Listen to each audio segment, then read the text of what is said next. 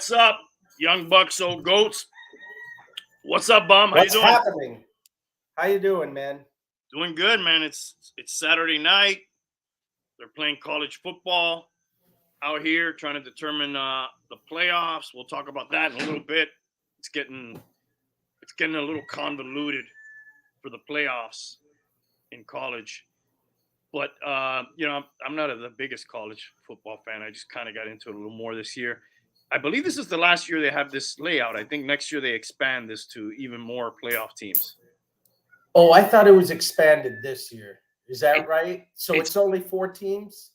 It's only 4 teams this year as far as I know. And then it's the last of the 4 teams. Got it. Yeah, they're tomorrow they will announce who the 4 teams are that go to the playoffs. Right. Teams that don't make it, they'll have a bowl game, but it won't be. And then it goes to 6 or 8. Man, I'm not exactly sure, but I want to say 8. Where's Tank when you need him? We can look that up later. I think it's going to go to 8. Yeah. I mean, there's always going to be somebody left out, but we'll get to that in a little bit. We're going to talk some Dolphin football, NFL football. I want to pull up a list of some of the best Christmas movies. Maybe we throw in some of our personal favorites. Want to talk a little bit. We always talk about the people who passed away, gone to heaven. We're going to talk about those. I only got like 3, but they were pretty big ones, the ones that I have here. And there's just a little bit of political news, some other news, stuff like that, basic podcast for us. So, first things first. I want to start with the home team. We're in the garb. We've been long time suffering. How far, and I took a poll of this on one of the pages I follow, how far do you think the Dolphins can make it this year? I want to ask you, then I'll tell you, and then I'll give you the results of this poll that I did, which the poll is amongst, you got to understand what the poll is amongst the Dolphin fan Facebook group. So you got to know the source of the people getting polled. Got it. Well, first, let me start by what's that word that's so often almost used beyond boredom, right? Transparency, right? Always being used. Let me say that I picked the Dolphins to win 5 games this year. So I want to start by that because, hey, I'm not going to hide behind anything. That was my looking at the schedule before the season, picking games without knowing anything about other teams or the Dolphins, just kind of like from last year. That's what I figured. Clearly, I was wrong so far, right? I mean, they've won 8 games, right? So yeah, I said 6, to be honest also. I said 6. I thought I was being harsh. Okay. So now that we've said that, I still think that we could, easily make the playoffs and easily lose in the first round, right? I mean, that's kind of where I am. And now, although that 5-game winning record that I had previous to the season is clearly wrong, now there's evidence to show that going into the playoffs and losing isn't like a far-fetched thing. Why? Because they've pretty much lost to all the good teams that they've played, right? So it's certainly plausible that. Wait a second. The delusional people are now saying, wait a second, we beat the Broncos. They have a winning record. We have beat a good team. Yeah. Okay. We beat that. Yeah. We beat that winning record team with. I don't buy that though. I count it where the team is at. No. Yeah. Of course. Yeah, that's a pretty good stretch.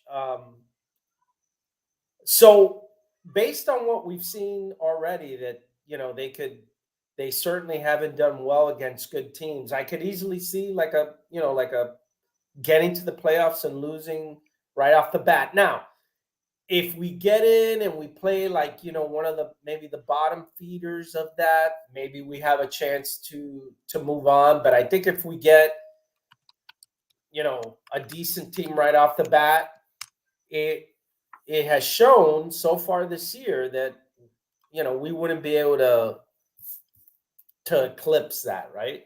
We couldn't win against those teams. So in short, let's look at the playoff picture. Playoffs.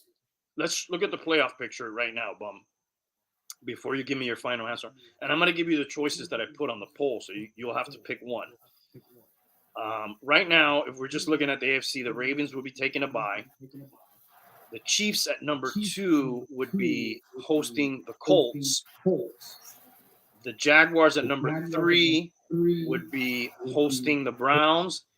And the Miami Dolphins at number 4 would be hosting the Steelers. Yeah, so I certainly like our chances against, obviously, the bottom end of the spectrum. But, there's still a possibility that one of those bottom end teams could be the Buffalo Bills still. Well, that would be the most tragic of all scenarios. Yeah. Well, if we climb our way up these charts, maybe to number 2, and the Bills sneak in at number 7, because what are the Bills? The Bills, Colts are 6-5. The Bills are 6-6. Are 6-6. So yeah. They're sniffing their butt. Granted, Bills have a tough schedule remaining. Yeah. The Bills have a very tough schedule. But as it stands, we would host the Steelers. You would think that we could beat the Steelers at home. And I like my chances. Yes, that would grant you then, if all the favorites home teams win, that means we would play, since we'd be as it stands right now, of course, this can all change. We would play the best remaining team since we'd be the lowest ranking team. So we would have to go to Baltimore to play in the second round. In the divisional playoffs. Right. And our history against Baltimore in the playoffs. I believe that's the last two, or not last two. We lost playoffs, to the Steelers. Yeah. Well, it's the last 2 playoffs that you and I have been to. Well, yes. Yes, it is. We did not attend the road Steelers game or the road Bills game. No. But it's the last two home games. Because both of those came after the Colts, which was the last win. Yeah. Which begs the question, are we going to pony up for a home playoff game to keep that streak alive? Yeah. All right, I'm in. I better start saving. I mean, I expect that ticket to be like $400 at least. Probably. Yeah. I was thinking 500, but yeah. Yeah, I was hoping you'd spot me 100 so I could just pay 400. But we'll discuss that later. Yeah, we'll work something out. Yeah. Okay, so these are the choices of the poll. Choice number 1 is miss playoffs. Choice number 2, lose the first playoff game. Choice number 3, win 1 playoff game. Then win 2 playoff games. Then win AFC Championship and win Super Bowl. Obviously, if you win the Super Bowl, you won all the previous things. If you just say won AFC Championship, you're expecting us to get to the Super Bowl, but to lose. If you say win 2 playoff games, et cetera, so on and so forth. Yeah. So based on the teams that we have here right now, I'd say win a playoff game. Win 1 playoff game would be your pick here. Yeah. That was my pick as well. But based on where we are here, right? Well, that's just a question. I gave you a little bit of background. This could change, but exactly. you don't know who we're playing. Exactly. So you're going with win one playoff game? I guess I am, but I'll tell you, I am looking at those seeds and those potentials, and I'm basing it more on that. Yeah, look,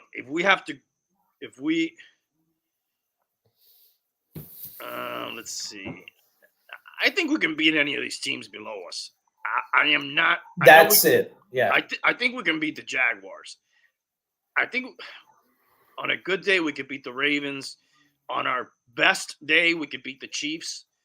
But those, the odds are going down there. Yeah. The teams that I'm afraid of below us would be obviously the Bills. I'd be kind of concerned about the Broncos, especially, those stories, man. Oh, they got earlier in the year. They're coming back. That shit would scare me. I'd be a little bit fucking cautious of the Texans and what they're doing with Stroud if they snuck in, and they're right there. I think, to me, out of all those teams, I'd be concerned with the Bills and the Texans the most. Sure. But I mean, I could see, wow, I don't like the karma behind playing the Broncos again. Or the Bills. There would be such, but that feeling that, oh yeah, we beat them by 70 points. This will be a cakewalk. That'll be disastrous. Yeah. And then, if we go a little further down, we're pretty sure the Bengals are done. Pretty sure the Raiders are done. Chargers are looking done. Titans are looking done. Everybody, the Jets, they're talking about, Aaron Rodgers. They look like they're done. They'd have to beat some pretty good teams. And then, of course, the Patriots, dude. That is just beautiful. I love that. The only team worse than them fired their coach. The Panthers. Yeah, Frank Third Reich. Shout out to Frank Third Reich. And the Cardinals. And then the team we play this weekend, the Commanders. Yeah. Right. And they say old Rivera's on the hot seat too from the Commanders. Yeah, why wouldn't he be? We'll look at the NFC playoff picture here in a minute, but let me give you the results of this unofficial poll that I took amongst football Dolphin fans in a Dolphin fan page, and there was 195 votes on this. Okay. Only two people, which that doing some quick math, that's less than 1%, thinks that the Dolphins will miss the playoffs.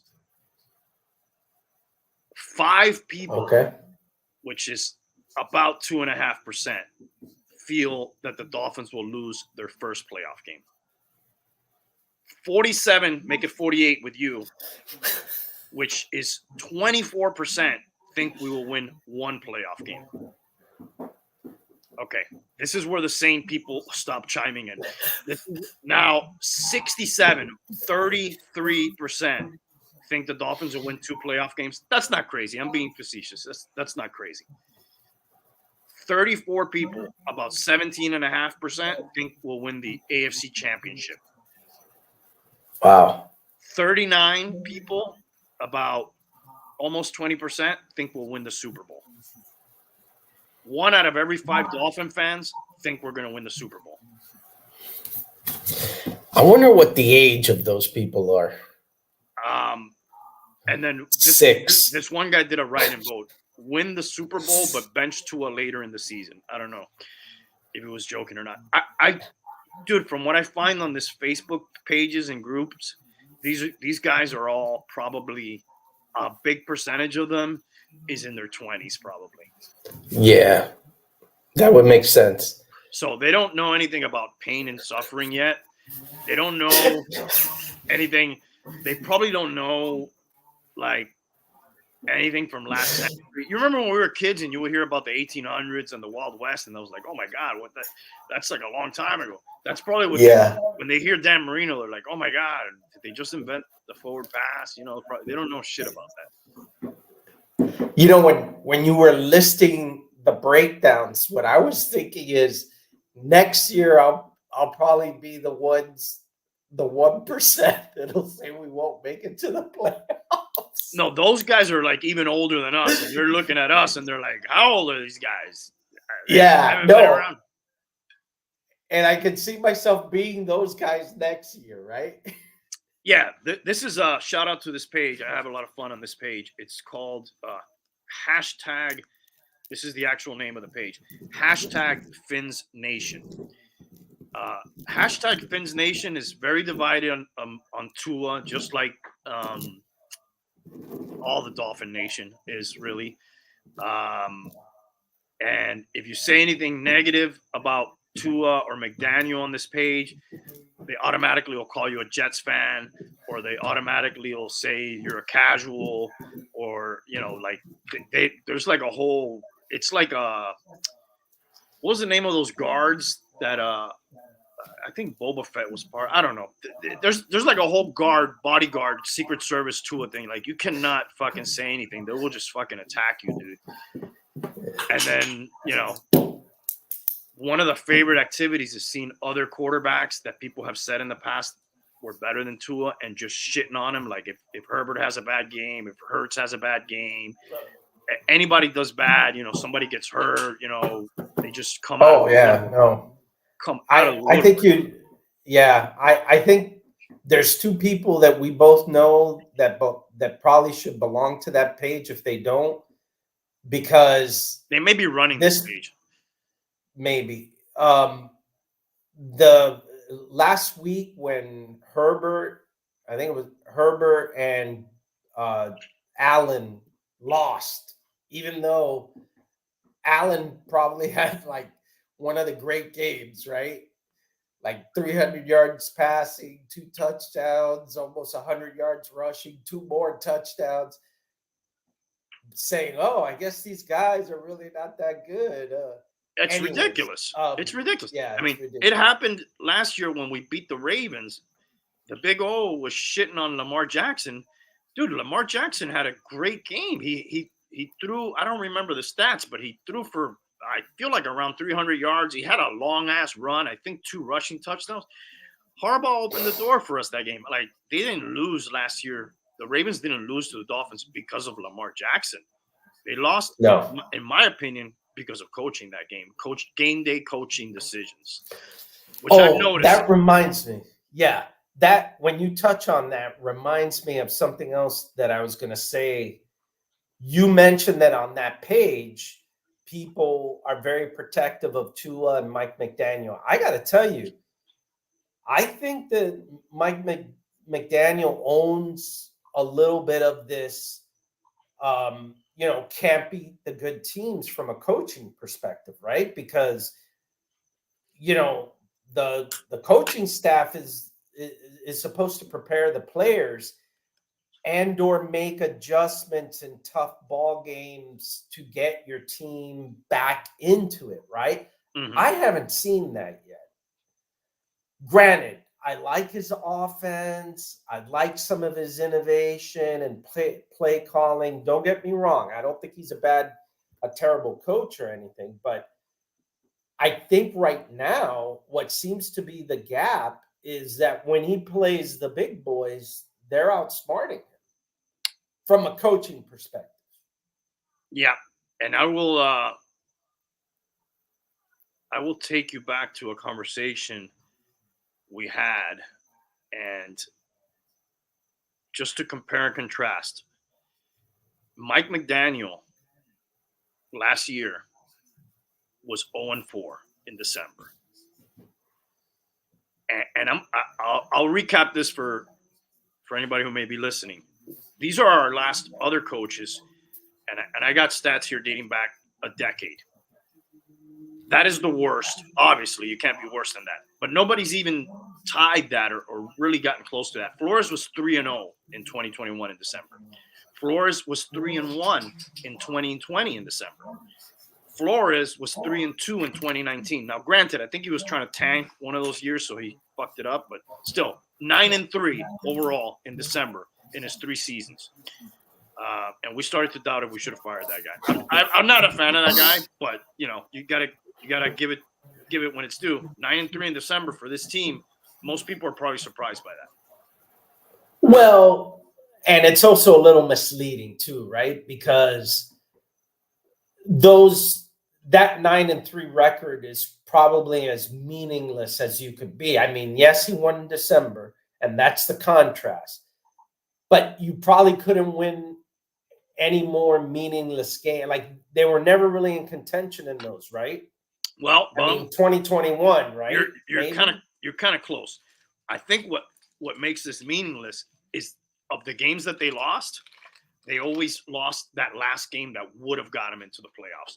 You remember the Bills game with Tua in there. Fitz was hurt and he could not play. We lost. You remember we got on that win streak and we went to Tennessee and Tua just had one of his worst games. And we could have extended that run one more week and maybe got in. We were on a long win streak. I don't know, 8-9 games. Granted, against not so good teams.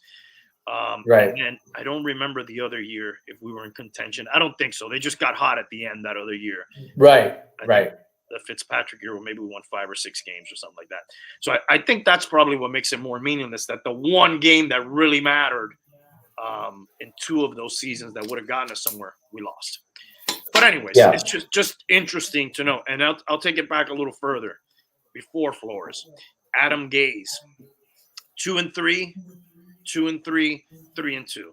Again, not great. That's 7-8. And he also, whenever we had a chance, lost. Dan Campbell, 2-3 in 2000. I'm sorry, 1-3 in 2015. And Regis Philbin, where the hell is that guy, by the way? Did he get a job anywhere? Oh, yeah, that guy. I think he went back to Green Bay. Well, at some point he was with the Colts, and I think he may have ended up in Green Bay again. And I think it was offensive line coach, which was one of the worst things we had when he was here. So I don't know. Yes, if I'm correct. Anyways, he went 3-2 and 2-3. But circling back, I think that the McDaniel thing is a component, right now, because some people take, like you said, the Tua protectors take we haven't beaten a good team, very personally as a slight on Tua.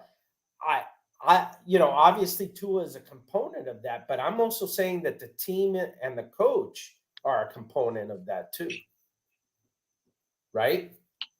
100%. And that McDaniels, hasn't shown that when he gets in those competitions with those other, the Andy Reids and, the guy from Philadelphia or McDermott and the Bills, he doesn't do well there, or he hasn't. No. And the Chiefs have been struggling offensively, especially in the second half of game. They're a league worst 5.9 points in the second half of games, but somehow, some way, they are finding ways to win. Amongst that terrible stat, they're still ranked second here, just one game behind the Ravens. And you know what? It makes sense that what the difference is in overcoming those stats is the difference that right now we don't have. And it's the quarterback and coach, I think, right? Isn't that? I mean, when we're talking about Tua, when we're talking about Tua McDaniel and we're talking about Reid and Mahomes, I mean, that's what we're saying, that's where that deficiency. I mean, if you're going to take that next step, those are the 2 areas that have to be the difference. Abso-fucking-lutely.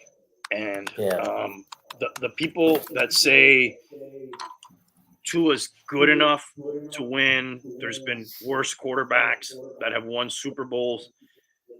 You have to look at those teams and what else those teams had going around where they could afford to have. But isn't I don't that want to say an inferior? isn't that proving the point, though? Because that's kind of saying, I think that's proving the point that you would have to have the greatest defense of all time for the Ravens to win with, Trent Dilfer.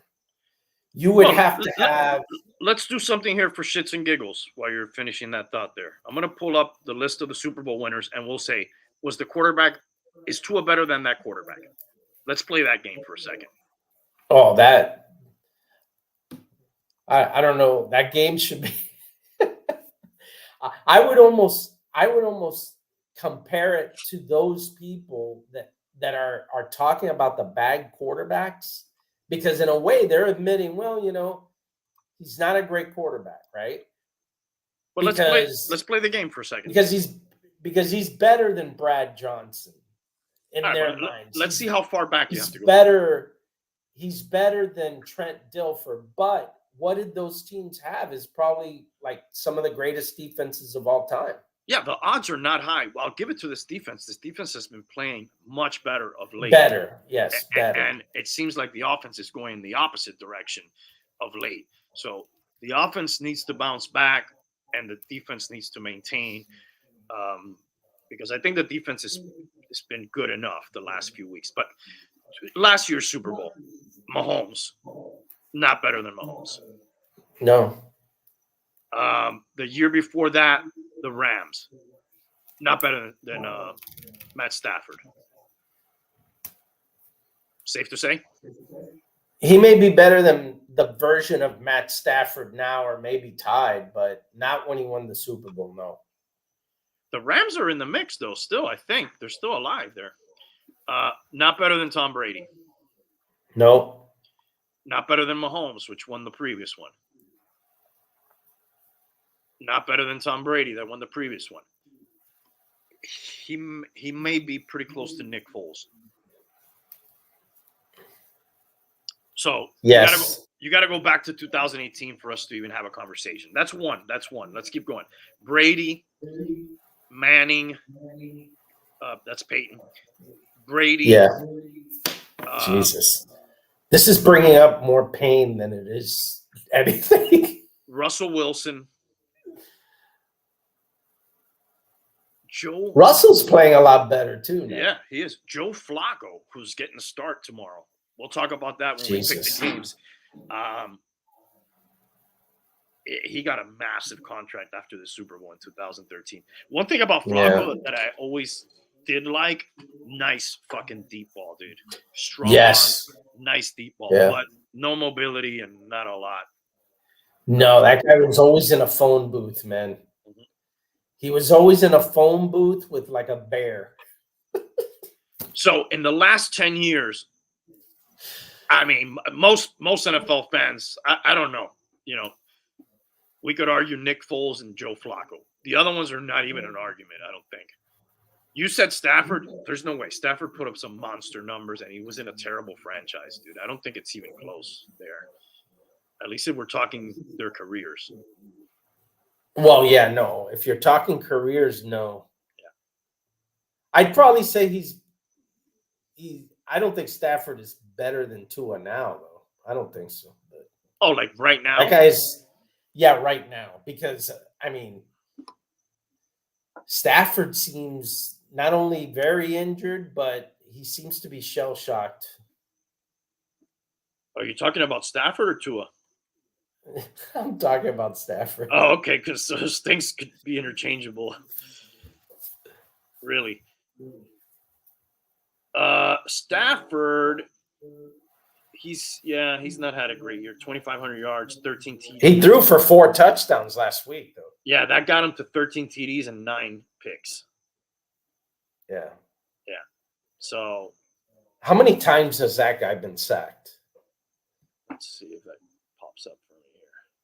But Stafford's had many seasons over 4,000 yards. Yeah. Many seasons. Career-wise, definitely better. A couple seasons over 40 touchdowns, a few over 30, and a long, long career. I mean, he's played now 15 years, I believe. But if you want to go further back than that, there's Brady, Roethlisberger, Peyton Manning, Roethlisberger, Brady. Breeze, Drew Brees. I skipped over him. Roethlisberger, Brady. God damn it! I don't want to say that guy's name anymore. Yeah, I know, man. This is like painful, man. Yeah, this was a bad idea. And then you go back to the poster boy for Tua comparisons, Brad Johnson, which a lot of people. Yeah. Brad Johnson won one. Brad Johnson had a fucking pretty historic defense, as did fucking Brady when he won it. Pretty good fucking defense. And Trent Dilfer probably had one of the greatest defenses of all time. Yeah, I'm sorry. This was not Brad Johnson. This was Dilfer. This one. Brad Johnson never won a Super Bowl. Tampa Bay. But did he win a Super Bowl? He did? Yeah, he did with Tampa Bay. Yeah, that Super Bowl. Oh, because Trent Dilfer was a Buck, but his Super Bowl was Ravens. Okay. Yes. That's where I'm getting confused. Exactly. Here. Okay. Yeah. Gotcha. That's the 2001 Super Bowl there is the one Trent Dilfer won. Yeah, I would argue that those three Super Bowls consecutive, 2001, 2002, 2003, were all won with not great quarterbacks. That would be Dilfer. That would be a young Brady. People forget this Brady from 2001. They didn't let him do much. He wasn't throwing the ball. Super dunk, super defensive, super running. And then Dilfer. All three of those teams in that regard were following sort of a similar formula to get to that and win that game. Yep. So I would concur. I don't know if you can put your money on, these guys did it, so why can't we do it? Okay, and then we'll take a look quickly at the before I move on to the NFC playoff things, just one thing about the Dolphins more. Let's sit back for a second and acknowledge what a great season Tyreek Hill's having. What a great 2 years that guy's been having. And why, they have this unwritten rule that they don't consider receivers for MVP. I don't think any receivers ever won the MVP. That guy, hands down, is the most important guy on this team. Oh, without a doubt. And I would think that if he gets to 2,000 yards, man, come on. It's a slam dunk. He's not even being considered. Now, didn't Megatron do the 2,000 yards once? No, I don't think so. He got close, though. He has the highest yards ever, but I think it was like 1,900 something. Okay, and in one game less. Yes. So, and I don't think he got any consideration. Yeah, it was 1964, not the year. That's the total yards. Yeah, no, thanks. Megatron had. That's for the Fins Nation people, if anybody from Fins Nation is watching. Calvin Johnson, Megatron, 2012 season. So that was crazy. And that's with Stafford, I believe. Pretty sure. Yes, it is. Definitely. Yeah. But, that Tyreek is just Wes Welker recently, they asked him about Randy Moss. And he said, Randy Moss is probably the best deep ball receiver in the history of the game. But, I'll take Tyreek Hill. There's not a route that Tyreek Hill can't run. And we know Randy Moss did not like to go across the middle, he didn't do a lot of those routes. Tyreek does everything. He'll get the ball behind the line of scrimmage, across the middle. He'll go deep. He does it all. I will say that I didn't see him running straight out, fly or deep routes in Kansas City as much as I see him running here. Yes, because their offense is a little bit different than what we're doing. I remember Tyreek in Kansas City. It always seemed like a little 4-yard cross that would go for 90 yards. Yeah, but not straight. So right, much. He would just outrun everybody across and then through, and then he was gone. But dude, just tremendous. I don't know where we would be without that guy. Hopefully, we don't find that out ever. But just I'll take it a step further. You know, we were talking about Dolphin garb. Mm-hmm. There's not a lot of players that I think for the Dolphins. There's very few jerseys of the Dolphins that I have that I'd consider wearing. Like this mistake here, I really like Jarvis Landry, and I got this, but he didn't last much. But Tyreek Hill, that's a jersey to have of the Dolphins. Yes, but again, we don't know how long that's going to last. That guy could, he's already talked about hanging it up, dude. Yeah. Now, a jersey I have on the way that's worthy to have, and I don't see that many of it around, is, and kudos to this guy, Paul Warfield. What absolutely a fucking beast that guy was in his time. For a career, how many yards did that guy average per catch, Bum? Like 20.3. Over 20 yards a catch. That's unheard of. That means and a time that first down every time. And barely anybody threw the ball too. Yeah, not a ton of receptions, like maybe 50, 60, but just monster. Yes. So here, I'll read you this Tyreek Hill thing real quick. Dolphins receiver Tyreek Hill is playing.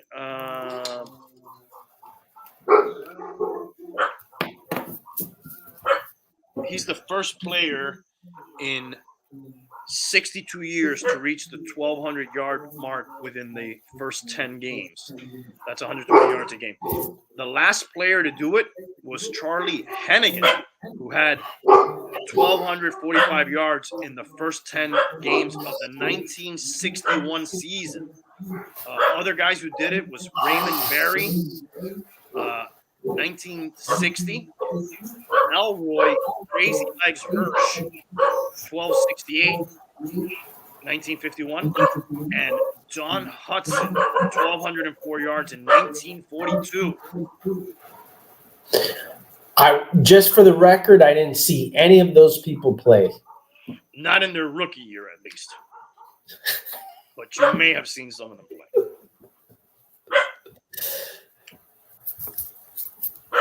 All right. Let me ask you something here while I pull up the NFC and we'll look at that playoff picture real quick. Do you feel or do you think that there's more quarterbacks down than ever this year? Or is it just feels that way? There was a couple of years ago that same question came up, and I guess I can't remember the year. I guess we'd have to go back to that point and compare it. But yeah, I mean, there's plenty of quarterbacks with issues, right? Well, let's look here. It seems that the good teams still have their quarterbacks and the teams that are out don't. In the AFC, the Ravens, Chiefs, Jaguars, Dolphins, Steelers have their quarterbacks. Browns do not. Colts do not. Texans do. Bills do. Bengals don't. Raiders don't, but that's due to benching, so I don't know if that. Well, no, wasn't Jimmy's hurt, right? Yeah, Garoppolo's out. No, he is a coach's decision. Pierce. Oh, he's not hurt? No, Pierce. I could have swore he was. He had been hurt at different times, but he's been a healthy scratch since they've been playing this McCollum. Oh, guy. Wow. I did not realize that. I thought he was hurt. No, that's one of the first decisions this Pierce made when he took over. Wow. Yeah. Interesting. That's a good one. Yeah, it's similar to this Titans situation where Tannehill had been hurt at times, but now he is benched. And as for his release, I believe they did not grant it, but and then of course the Jets and then the Patriots they're just sort of benching. They're waffling between quarterbacks every other game. 2-9, man. I bet that they probably went at times 3 seasons without losing 9 games total during those runs. Probably. And Wow. I tell you, it's nice not to have these fucking people that you don't fucking know who the fuck they are, that you would meet and are fucking were Patriot and Brady fans. Now you don't see them you don't anymore. run into those people anymore, or they don't claim it at No. least anymore.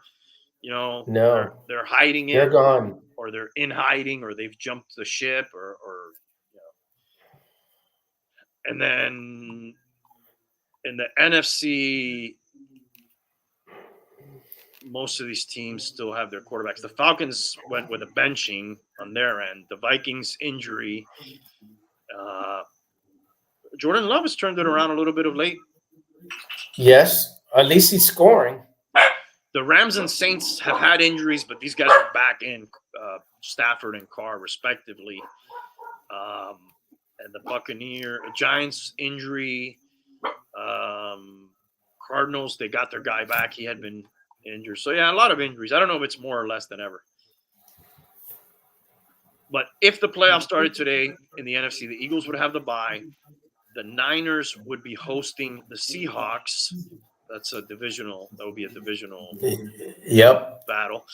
The Lions would be hosting the Vikings, which that's crazy that one of those two teams would be in the second round.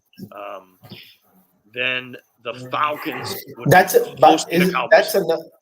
The Lions and the Vikings, that's another divisional. Yep, correct.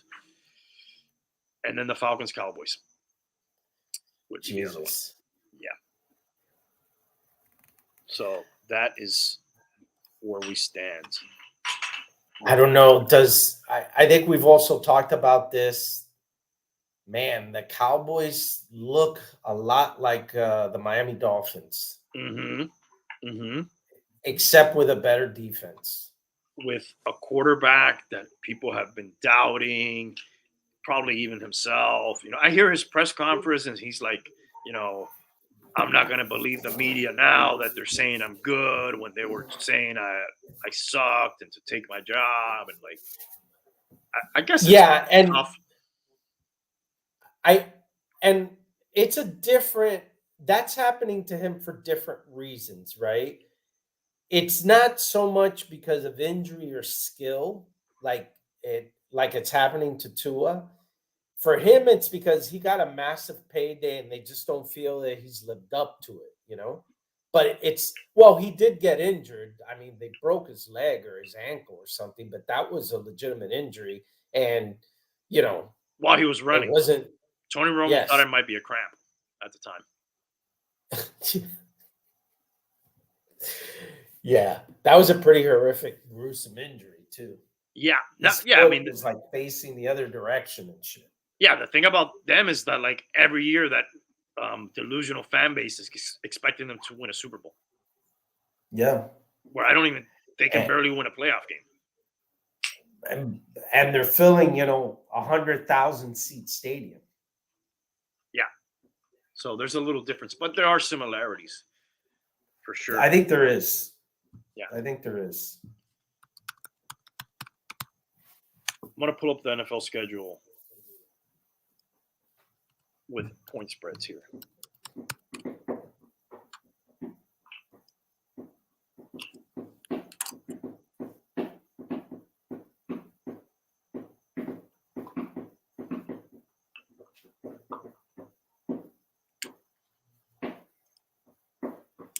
I saw they flexed out a Monday Night Football game for one of the first times this early.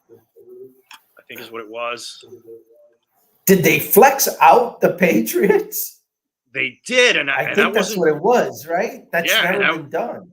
And I believe it was against the Chiefs.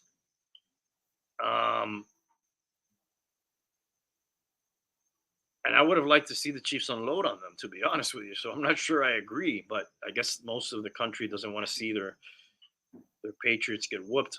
And I'm trying. The game that they put in doesn't even seem better.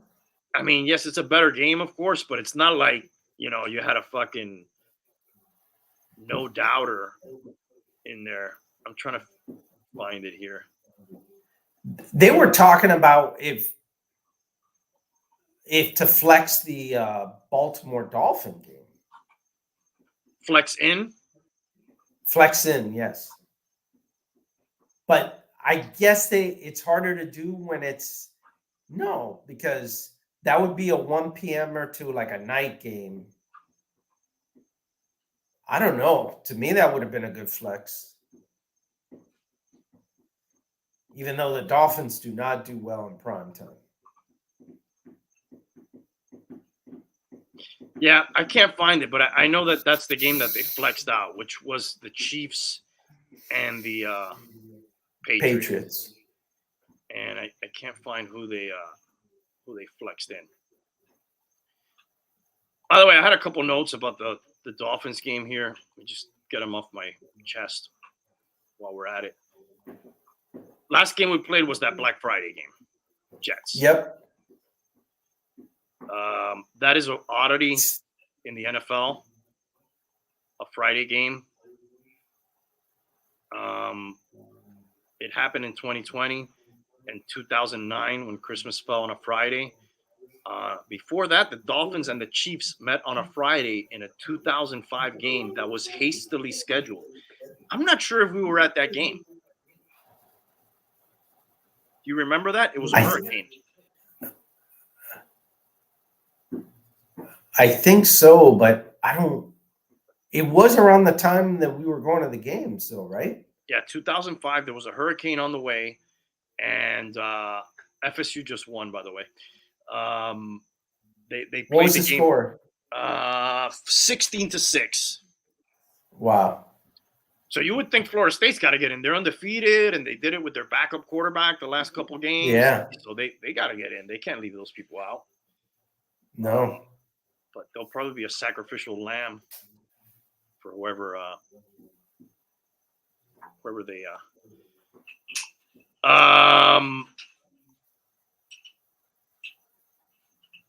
So here's just a couple thoughts about the Fins Jets. Don't like the fumbles. Don't like going for it continuously on fourth down. We're ranked 30th on it. Obviously not a fan of the 2 pick six at the end of the half in 65 seconds. Luckily, Holland saves Tua's ass on the Hale pick six at the end of the half. Bad injury for Jalen Phillips. Obviously, Achilles out for the year. Yeah. Tua tries to run the ball one time, and he comes up with a big old gash. Did you see that gash on his hand, on his arm? Yeah, like somebody bit him. Yeah, dude, pretty fucking nasty. I guess that speaks to that. And, Mozart and Holland ripped that turf. Yeah. And I guess that turf is really bad, man. There is, I read there is a history of injuries. Rodgers got hurt on that field. Yeah. And Holland brought up a former teammate that got hurt on that field too. There's been a lot of instances of people getting hurt on that field with season enders.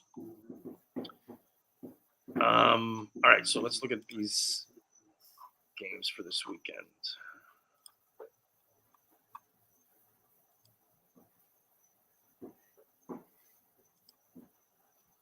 Do I have the odds up here for week 13?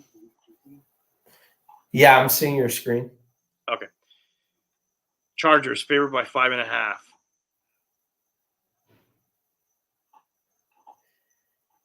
Wow, that'll be a tough game. I'll tell you, man, that Charger coaching staff needs to be fired, man.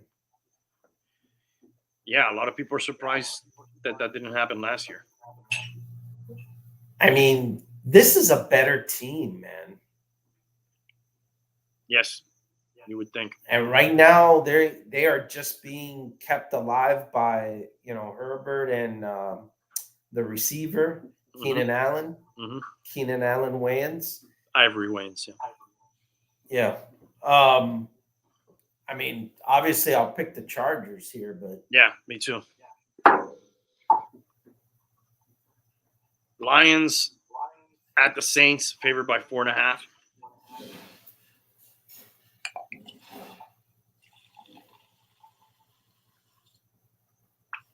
I guess I would take the Lions here. Yeah, me too. But this is one of those. I think the Lions are still in that situation where they could tag themselves. Mm-hmm. They have a history of tagging. They kind of did it against Green Bay on Thanksgiving. They should have beat that team. Yeah, Green Bay is what, 3 in a row now, I think, something like that. Love is playing better. Falcons are at the Jets. Falcons are favored by 2. I expect the Falcons to somehow win this game, but I think this will probably be pretty close. If you want to talk about just gut feeling and variables, I would think the Jets might be a little bit excited by the prospect of possibly having Aaron Rodgers come back. And this is probably one of their more winnable games. I wouldn't be shocked. The Jets are just 2-point underdogs. I wouldn't be shocked if they win this game, obviously. Did they say, like, what record the Jets would have to get to for Rodgers to? I mean, do they have to be 500 or a game over 500? Or? They'd have to be alive in the playoff hunt. Right now, they're 4-7. So I would estimate that they need to win 2 to 3 games. The next 3. Right now, they're dead in the playoffs. Right now, they're 4-7. The last playoff team is 6-5, I believe, which is the Colts. So, I mean, they'd have to win realistically almost all the games that they have, the next 3 games, because Rodgers would not come back any earlier than the 21st of December against the Commanders. Oh, wow.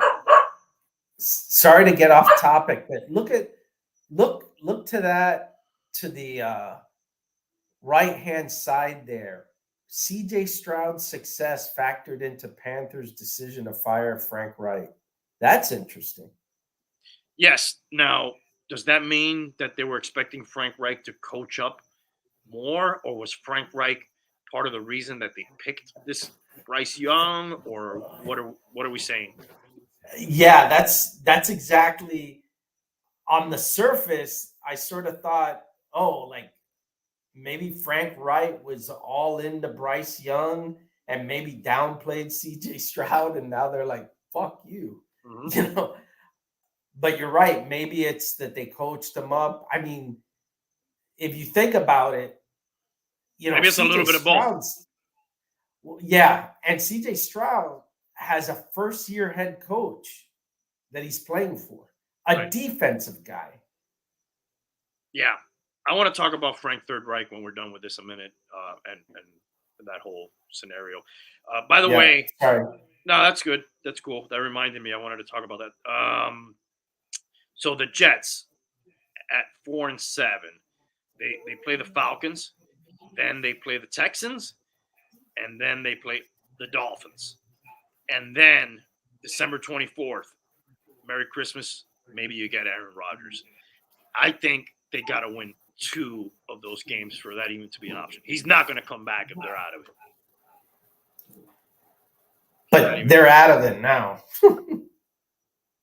I mean, they're mathematically alive.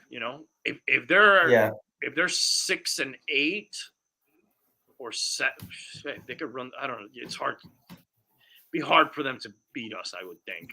But they're out of it, dude. Why are we even talking about this? Let's move on. After that game, you got the Cardinals at the Steelers. The Steelers are favored by 6.5. That seems high.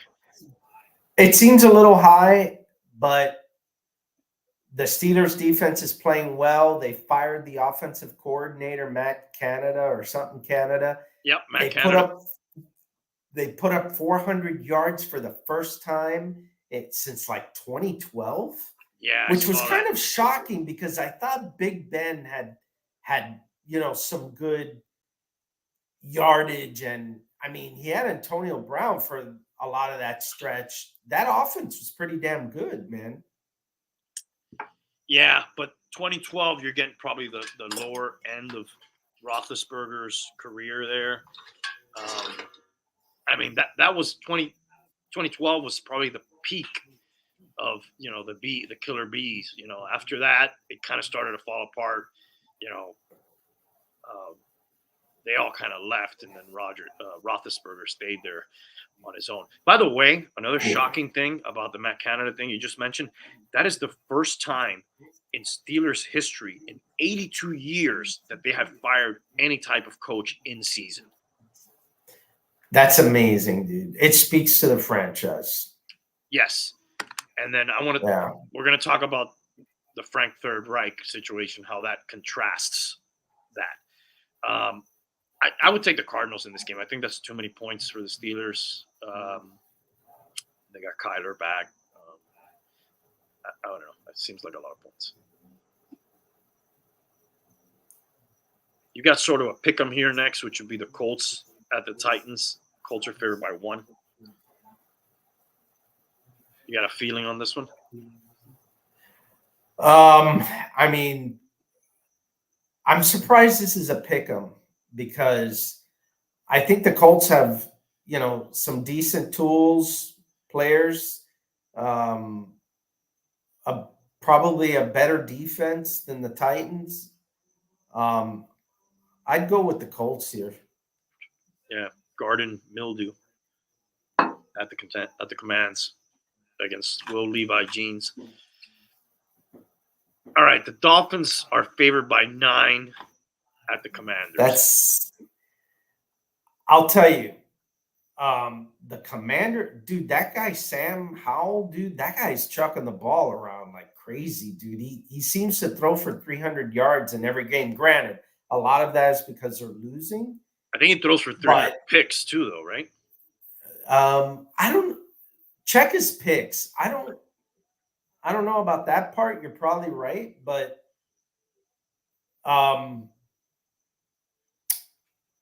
I could see this being a high-scoring game. I'd be surprised if it's another blowout in the Dolphins' favor. But I am picking the Dolphins, in my opinion, I'm not saying they will, but they should blow this out. This Commanders defense is one of the worst in the NFL. They should. Yeah. They should. And that defense has gotten worse since they traded, Young and Montez Sweat away. Those were two very good defensive players on the line. Yeah, so, we weren't able to get those guys. Well, we did get Jason Pierre-Paul, who has one of the best 3-point stands in the NFL. By the way, Sam Howell. He's kind of old, though. Yeah, I know. I guess you could get a worse rotational bench guy, whatever. Yeah. Low risk. Sam Howell, 3,300 yards on the season, 18 touchdowns, 13 interceptions. He's working with an 87 quarterback rating. Wow. Okay. If we're going to start to drink or even look at the Kool-Aid, not drink it, maybe just look at it, they got to blow this team out. You would think. Yeah. Unless they want to hide something for later. I don't know. They should handle this easily. That seems like a good bet. Then you got the surging Broncos here are 3-point underdogs at the Texans. This I believe this game early. Are these division? These are not in the division. No, they're not. No, they're not. I don't know what I'm thinking. Anyways, I feel like this will be a good game. I think it's going to be a high-scoring game. They got the over-under at 47.5 here. I'm thinking, man, this is a hard one because I think the explosive players, the youth movement is all on the Texans. You got a veteran coach and a veteran quarterback. Usually that is, like we always say, usually the difference is the quarterback and the coach. So I'd lean towards the Broncos, but I wouldn't be surprised if the Texans win this game. Yeah, I would just lean towards the Texans on this because they're at home, but this could be a good one. Yeah. All right, then 4 o'clock slate kicks off with the Panthers at the Buccaneers. This does not look like a good one. No. Bucs are favored by 3.5 at home. I would think the Bucs should beat these guys and continue the downward trend of the Panthers. I always give a pop to the team playing with the new coach. And just based on that, and I don't even know the numbers on this, but it just feels like whenever a team fires a coach, especially if the coach was, and I don't know if this is the case with. Yeah, there's like a little bump. Yeah, I don't know if that's the case with Frank Third Reich, if he was liked or not liked. I don't know about that, but it also seems like they get like a wake up call. Oh shit, they're fire people here. Oh shit, yeah. Like they react in different ways. Usually you get a little bump. Just based on that, I don't know if the Panthers will win, but maybe they'll cover. So I'll take the Panthers based on that. Yeah. Okay. That makes sense. Yeah, I don't know. We'll see how that plays out. It played out with the Raiders when they fired McDaniels. That worked. This is the game of the week, I guess, right? Yeah, this is a replay of the NFC Championship game from last year, which I had too many bourbons to even remember, but I know Brock Purdy did not have an arm left by the end of the game. And this is probably the best two teams in the NFL right here, right? Replay of the NFC Championship, possible preview of this NFC Championship game. Isn't this the best two teams in the NFL, in your opinion? Yeah, you know what? You're probably right. Yeah. I guess you could argue that the Chiefs or the Ravens, but I really don't. I don't see right now. I don't see the Chiefs being that. But they are the defending champions. They do have Mahomes, but I don't see them playing like these two teams. So yeah, I think you're right. These are probably the two best teams. Yeah, right I mean, I'm not saying I would pick them to beat the Chiefs because Mahomes has a je ne sais quoi about him, in a big game. He'll be able – I don't know if Purdy can do that. I don't know if Hurts can do that. I don't even know if Lamar can do that. If any of those four teams, arguably, people will argue about who the best is, has to put their team on their back and come up with some fucking shit, Mahomes is the one guy you would think – is the best at that. Maybe can pull out a game. But overall, I think these are the two best overall teams. And this is a hard game to pick. They have the Niners. A lot of respect, the bookmakers here. Niners favored by 3 on the road, right? Yeah. I'd have to take the Eagles based on that.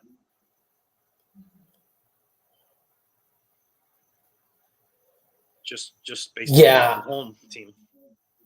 Yeah, I have to tell you, the Eagles, they haven't shown – they gave a lot of points up to the Bills, man. And I think the 49ers are a little bit better or at least more balanced than the Bills. Yeah, I'll take the Eagles. Okay. Should be a high-scoring affair, though. Or do you anticipate that the Eagles will shut this down and bring it down to a lower-scoring game?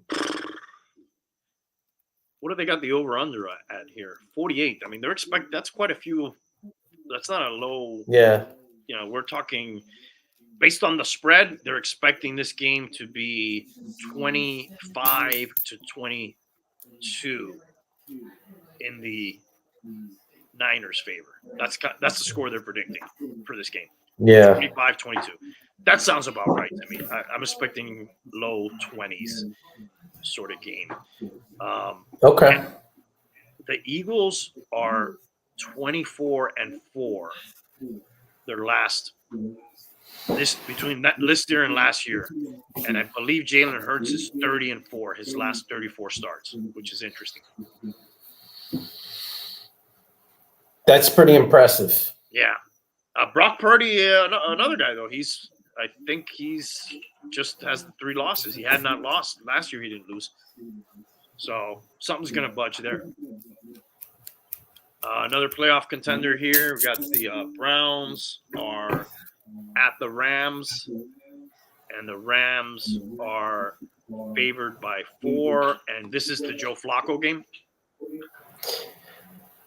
Yeah, I'll tell you, the Browns have a really good defense, and I think if they could harass Stafford, they could maybe not make this a blowout. But I guess I'll go with the Rams here, just because of the potential firepower. Yeah, I'll roll the dice with the Browns here, but you're probably right. Are you surprised? And I don't know the status of PJ Walker. Are you surprised they're not just going with PJ Walker rather than old man Flacco? I was surprised that Flacco was even available and be able to play. I mean, where has that guy been? Well, he started a few games for the Jets last year. Right, but I mean, like, okay, this season, I mean, has he been on a practice squad? Has he been in a camp? Not that I'm aware of. Because basically what you're saying is okay, I got these guys that have like learned our playbook, they've been in our training camp, they played on our team, and we're gonna get a guy off the street. Yeah, I know. Mean, those guys either have to be critically ill or they have no confidence. Yeah, I guess they just do not. I know PJ Walker was hurt. I don't know. I know. Well, yeah, I know one of them is hurt, but wow. Yeah, Deshaun is out, and PJ Walker. Let me see real quick. Is he injured?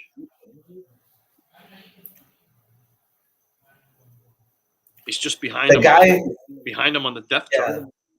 That Dorian Thompson, whatever, that guy got knocked out, right? That guy's hurt too, yeah. That's the guy who was a quarterback, and they knocked him out. Yeah, he had a concussion. Yeah. Walker came in and was ineffective, I guess. So they didn't like that.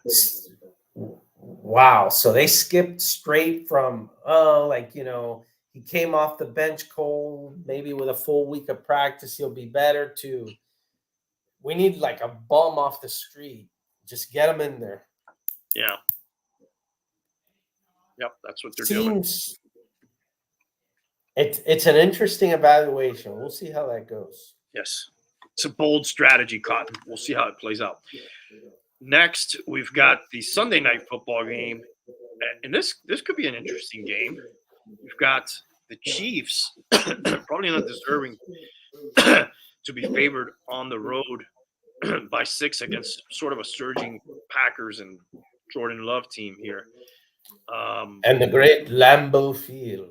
The not quite frozen tundra yet, right? It'll be cold, that's for sure. Yeah.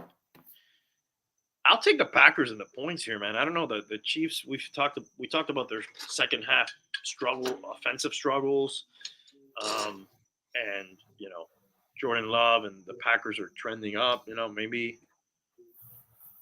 I'll take the Chiefs, but I'm going to be going for the Packers because they'll certainly help us if they knock a notch off the Chiefs for sure. Yeah, absolutely. And then this is a game they should have flexed out of if they could have. Monday Night Football, Bengals, Jaguars at home, favored by 9.5. Yeah. I would expect the Jaguars to win this game. I mean, the Bengals still have some weapons, but that guy Browning, Yes, mostly his pants have been Browning when he's been in there. Yes. You mentioned the thing is there more quarterbacks hurt and all that, but damn, dude, does this not really make these clubs think about getting a decent backup quarterback, right? I can guarantee you one thing. moving forward, the Bengals are going to have a veteran backup behind Burrow. Because it's now it's 2 out of 4 seasons he's been out for the year, right? Or 2 out of 5 seasons. I don't know exactly. And you have like you said, you have a team with some pretty good weapons that, yes, there'll be a drop off, but if you had a let's see, who has Ryan Tannehill? You had a Ryan Tannehill, maybe you could do some damage. If you had what are some of the other better backups in the league right now? Gardner Minshew. Yep. Look at what the Colts are able to do with him. I guess there's not really a lot of good Are the best backups not playing right now? Is that what we're saying? Well, some are not, but my point was that a lot of teams have terrible backups, is what I'm saying. Yeah, I guess I don't notice that because we've always kind of been paying for backups here, especially in the Tua era, up until this year at least. We had been trying to get sort of the best backup available. I understand the results weren't great with Teddy or Brissett. We had our best success with Fitzpatrick, but he was brought in as a starter, really. Right. At the time, Brissett was one of the better options. He was starting. At the time, Bridgewater, had done a little damage there in New Orleans. Right. So we kind of went out and got the best available backup, probably. Yeah. Well, I always thought that we should have gotten Minshew. And to your point, when you look, and I think the Bengals should start thinking about, to your point, of getting somebody that could keep them, them moving, keep them 500 until, Burrow could come back or something, if it's not for the whole season, obviously. But I think it speaks to the larger conversation that I think teams really have to think about the backup quarterback. If you're building with a guy like maybe, with a first round draft pick, maybe you're not thinking that so much because you're putting all your eggs in that basket. But if you're a potential contender and you want to keep the ball rolling in case your quarterback gets hurt, I think you got to think about it more. Absolutely. I think some of these clubs actually do the opposite and say, "Oh, we got this horse. We're going to ride this horse all the way through, and we're not going to really spend with a backup quarterback because you know what? If this horse goes down, our season's over anyways." But maybe that's not the calculation you should be making. Yeah, but the other thing is, like, we were spending, even back to the Brock Osweiler days, I feel like over $10 million a year, which some teams may say, you know what, if we got to play this backup, our season's probably done. I'd rather save that, 10 million, not all of it. You still got to pay somebody at least a couple million. I don't know. What are we paying Mike White? A couple million? Maybe $1.5 million. I don't know. I'm better served using that on other teams. I'm rolling the dice on my starter. If he's out, I'm probably screwed anyways. Yeah, I don't know if you can make that calculus if you have such a good team that, you go from Burrow to Browning, dude. You truly are giving up. Well, some teams excel at that. The Patriots, for many years, they can't even get a starter now. But for many years, they had very good backups to Brady. Yes. Yeah. The Niners have been plug and play for the last few years. Garoppolo. Who was the predecessor to Garoppolo? I don't remember. Was it Cap? Kaepernick? There's somebody. Somebody in between. Remember, he took them to a Super Bowl, right? Yeah, but he got replaced by this guy, Alex Gabbert. Blaine Gabbert. Yeah. Okay.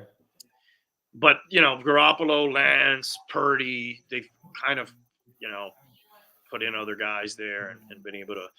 Some teams seem to do it a little better than others, and without a lot of times through the draft. The Trey Lance one is a bad example. That worked out terribly. Well, but the bottom line is that I think you just can't shrug that off, the backup quarterback, especially if what you were feeling about quarterbacks going down more. I mean, it seems like if those things are true, we didn't look at the statistics or comparative to other seasons, but if you're right about that, it definitely means you got to have a decent backup quarterback. I mean, like, who's Josh Allen's backup quarterback? I don't even know. But see, that's one. I would not spend a lot of money on a backup there. That guy's kind of been a horse. I couldn't tell you who the Chargers' backup quarterback is. That's the kiss of death. Where's Tyrod Taylor playing? Because he played sometime this year. Well, he's on injured reserve.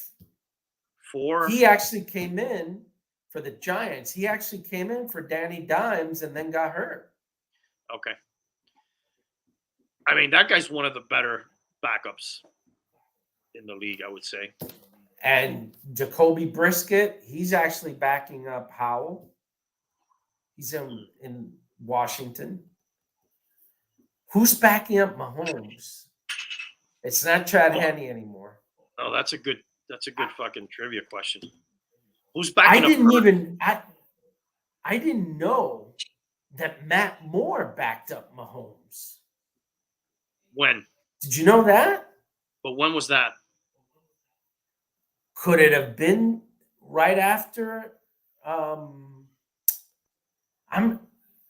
It couldn't have been before Henne, right? Yeah, I believe it was the third stringer.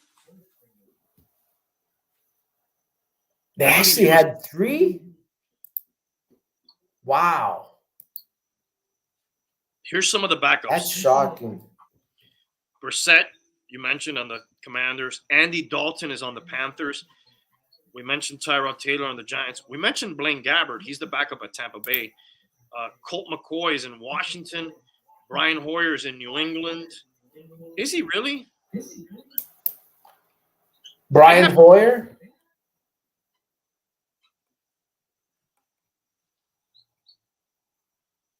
I don't think that's right. Is Case Keenum the backup on the Bills? Oh, it may be. I'm looking. No, he's on the Texans. He's on the Texans. Matt Moore was the backup at the Chiefs in 2019 and 2020. Yes. So at that time, Henne was there too. Because Henne just retired. Yeah, he came in 2019 when Henne got hurt. Look, bro, I found a list of the backups. Granted, this list, I believe, was published in November. So 1855? No, it was a month ago. But they rank Jake Browning. Maybe I can just pull this up. I'll just read it. Fuck it. Jake Browning, Bengals. He's ranked 32. Tim, I have a excellent. Boyle. Yeah, Tim, I have a Boyle is ranked 31st. Kyle Trask, 30th on the Buccaneers. Jesus, I don't know who that is. Trask was a former Florida Gator who was drafted a couple years ago by them. Brett Rippon, Rams, 29th. They cut him after he actually started and played, they cut him. Oh, wow. Clayton named that tune for the Cardinals. I don't know who the fuck that guy is. Sam Ellinger for the Colts. Yeah, he played last year. He replaced Matty Ice, and he was terrible. Yeah, he sounds like a country singer. Yes. Now, if Josh Allen goes down, they have Kyle Allen.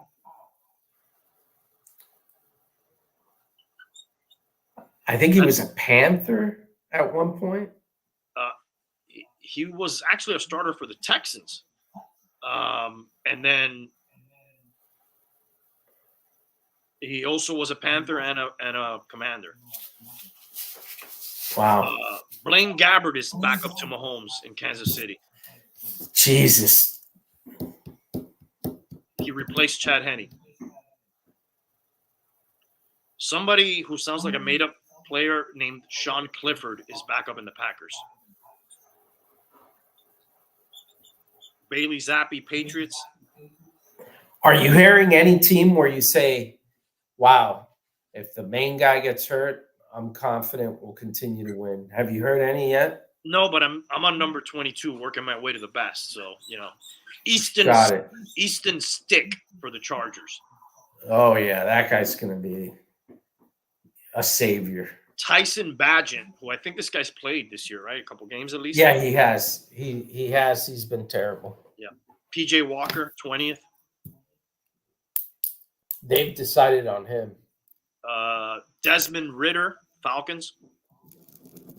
Well, he was a starter. They benched him for Tyler Heineke. Yep. Or Taylor Heineke. I don't know which one it is. Yep.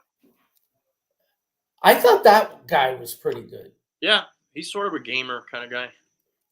Almost beat Tom Brady one time. Yep. Mike White, ranked 18th here for Miami Dolphins. Wow, 18th. Yep.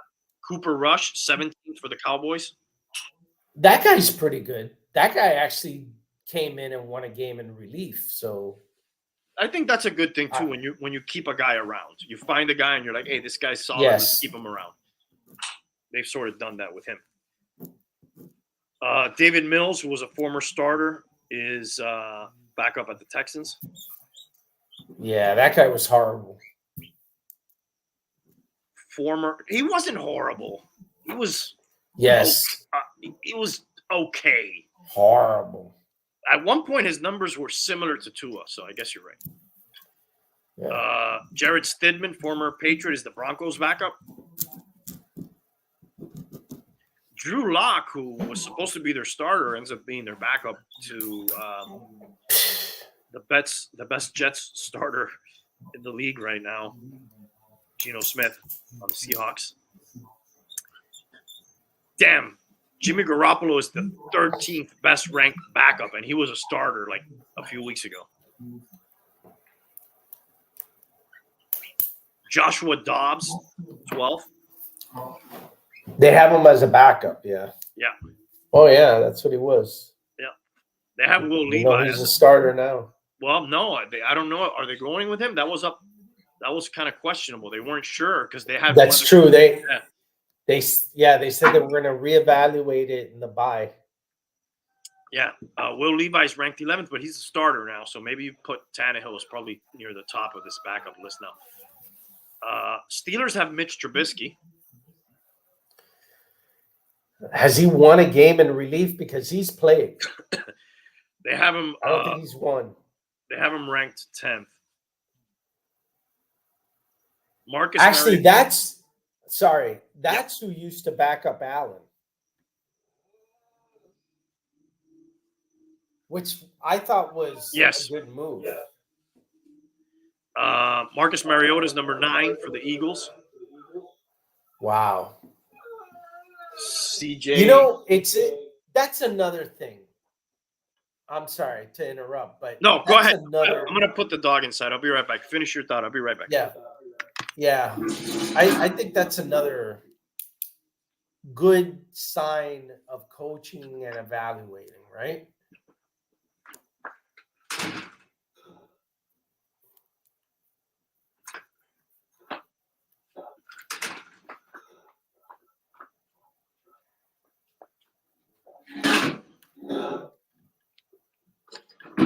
I think that's a good sign that it's important when you get your backup to be similar or have similar skills potentially to the starter so you can run the same offense.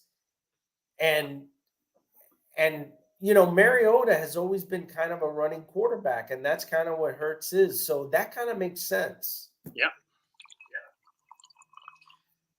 CJ Beathard is ranked 8th. He's the Jaguars' backup to Sunshine. Wow. CJ That guy has Beathard, played too. he's a former Niner too, right? I think so. Jameis Winston's ranked number 7 for the Saints. Hasn't won a game in relief, though, I don't think. Tyrod Taylor's ranked 6 for the Giants.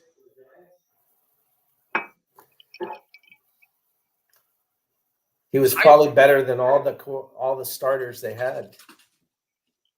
Tyler Huntley ranked number 5 for the Ravens. Pro Bowler, Tyler Huntley. Pro Bowler? You don't remember that whole thing where he made the Pro Bowl last year? No. Doing what? He started some games for the Ravens. Oh, that's right. Yeah, now I remember. It was kind of a sham thing, but he made it in. I do remember him starting, but he's thrown more interceptions than touchdowns in 15 career games. I could see why that was a farce. Teddy Two Gloves, number 4 for the Lions. Teddy Bridgewater. Another former Jet here, Sam Darnold for the Niners. Yeah. Jacoby Brissett. And they have here Andy Dalton for the Panthers. That's 1 and 2? Yep. Wow. Yeah. So that seems low based on, I don't know. I remember there being better backups back in the day. I do too. And I remember that a backup wasn't just like a sacrificial lamb. They were expected to win games. Yes. They were expected to step in and win games. It wasn't like now all these teams, well, we're going to put out someone, and they don't even seem like thrilled or confident about it.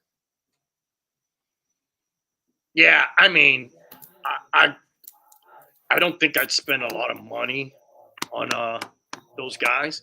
I would spend some draft picks. By the way, I think I may have sent it to you, or maybe something you couldn't open. I did look up greatest backup quarterbacks of all time. No, you didn't send it to me, but let's talk about it. No, I think I did send it, but you couldn't open it or something like that. All right. I mean, let's go tit for tat. I'll give you one and you give me one. Well, I remember a little of the list, and of course, there's All one right. there that I have a personal kind of, obviously, Don Strock. Super sub. What I forgot about Don Strock, because obviously fixated with the Miami Dolphins, he led the Browns to a playoff game for Bernie Sanders. Bernie Sanders. You're Bernie Sanders. An injured Bernie Kosar, I think, is what you're trying to say. Who later in his own right became a decent backup, Cowboys and Dolphins, right? Yes. Not Bernie Sanders, Bernie Kosar. Yeah, Bernie Madoff. I guess part of being a good backup is you had to have been a starter at some point in your career. It used to be like that in the old days. Okay, Frank Third Reich, pretty good backup. Is considered up there. He was on there. Doug Flutie? I think so. Maybe I could still bring this up. All right. The Oilers had Cody Carlson. Yes, he's on there. He was pretty good. A lot of head injuries, though. You know what I also noticed? There's a lot of Dolphins on here. Yeah, that just means we didn't have very good starters. Who was this guy? Steve Bono.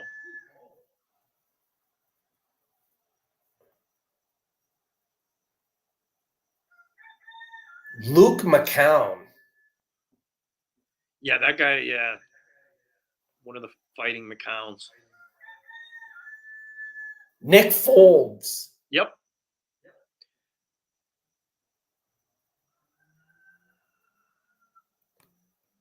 Earl Morrall. Well, maybe the best. Pretty up there, dude. That guy backed up Johnny Unitas and then obviously Bob Greasy. Yeah. Jeff Hosteller. Oh, yeah. He parlayed that into a starting gig later with the Raiders. Bubby Brister. Oh, no. Jesus, Cody Carlson looked like he was 75 years old. Yeah, he was born balding and with a concussion. And old. Mm-hmm. There's got to be like some Raiders in there, I would feel like. Virgil Carter. This is like old school. I don't know who the fuck that is. Oh, yeah, that's a Falcon, right? Yeah.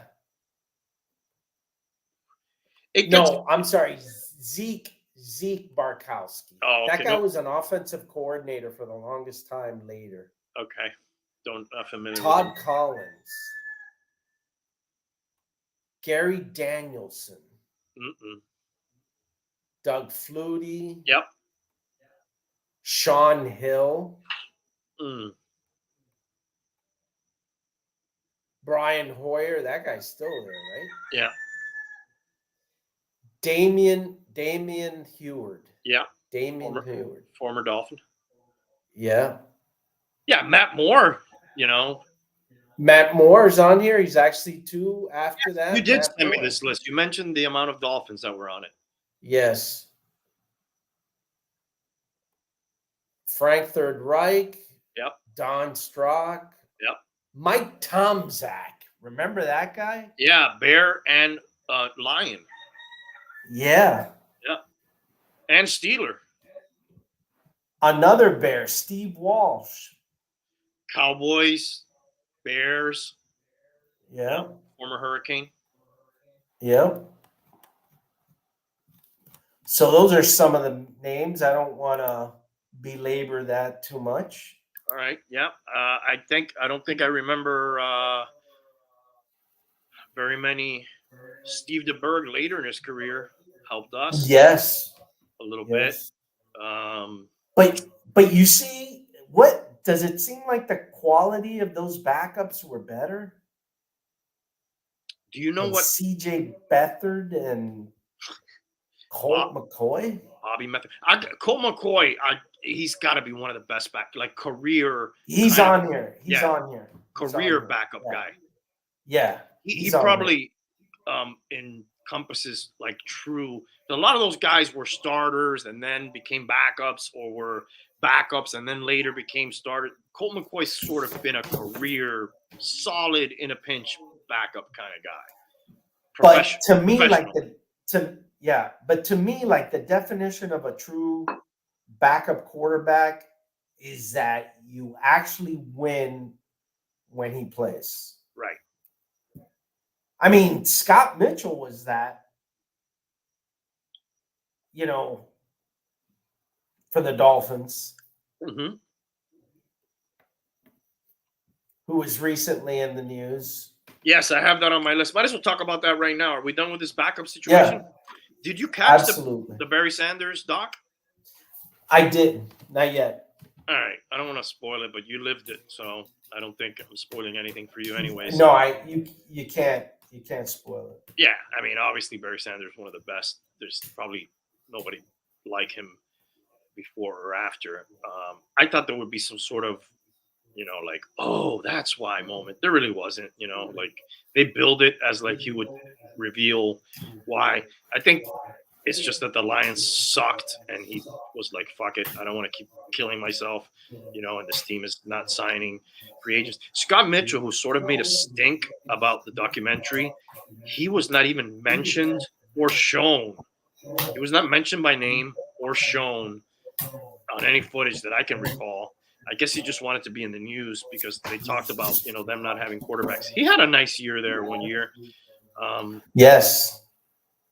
But, you know, it just sucks for that guy that he ended up on that team. And, you know, Emmitt Smith and Thurman Thomas got more of the glory. Yeah. So it doesn't – basically he left like what you always heard is because he just decided that he didn't want to get beat up anymore. Yeah, they sort of alluded to he didn't say this, but in the doc, they sort of alluded to the fact that he saw two very serious injuries happen on the field to his teammates, and that may have sort of, you know, helped him lean towards retirement. One was Utley, who was paralyzed. Okay, yeah. I believe he later regained some function, but, you know, he was changed forever. And then this guy's name, I can't remember his name, but he came up when the whole DeMar Hamlin situation came up. He was one of the other guys that had to be like resuscitated on the field. I think it was a lineman also. I don't remember that. Yeah, if you read any of the situations where people had to be resuscitated, you know, when that whole DeMar Hamlin thing was going on, he was one of the guys. So, you know, they alluded to like, you know, maybe this guy saw those things and he was like, fuck, man, you know, that I'm getting killed here. Maybe that's me. Is it really worth it? You know, I'm still healthy. I only remember during that time when I was looking stuff up, I only remember reading about the only guy who ever died on the field. Mm-hmm. Who I thought was a Lion too. I believe that guy was a Lion as well. But that's way back, dude. We're talking black and white. Yeah. No, wasn't that like the 70s or 60s? I don't know. It was fucking long time ago. It was like a white wide receiver, which makes sense, right? Which absolutely, you're at risk of death anytime you're a white wide receiver in the NFL. And, you know, they didn't even – that changed a lot of the protocols, you know, because they didn't have ambulances there and equipment. So they changed a lot of stuff after that. He was Charles Frederick Douglass, and he died in 1971. So I am exaggerating. Yeah, that sucks. About the black and white situation. No, I thought it was the 70s because I didn't know about it at the time. And you were alive. I was alive, but I only found out about it when I was, you know, during the Hamlin papers thing, because in the Hamlin thing, they kind of brought up like serious injuries all time. Yeah, this other one that they mentioned, I read about it in some article during that time. So there wasn't any major revelations in the Barry Sanders documentary. No, other than, you know, they just talked about how great he was, which I think, you know, anybody who lived that era knew that already. Nobody forgot about that. They talked about how the Lions, you know, didn't re-sign a lot of their players at times, and that sort of led to his frustration near the end, you know. Megatron was obviously years after him, right? Yeah, they didn't cross. That was just a different guy that they. Not even like a 2-year difference. It was like 5 or 10 years. Yeah. And what was the best team that Barry had? That one that was I could see the quarterback. Charlie Batch? No. Not Charlie Batch. Rodney Peete. No. It was a white guy. Kramer? Yes. I don't know if he was the quarterback, but there was one year that they actually beat the Lions in the playoffs, and they had bound. You mean beat the Lions? Beat the Cowboys. The Cowboys. Yeah. I think that was it. Yeah. So they beat the Cowboys, and then they went to the NFC Championship game, and I can't recall who they lost to. But I think it was a close game, and I think that's like the closest they ever got. And that's before the Cowboys sort of went on their run.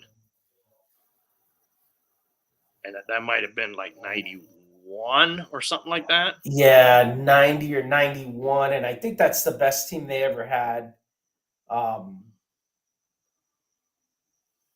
They had some decent wide receivers. So the 1991 Lions, they went 12-4 with Wayne Fonts. Yes.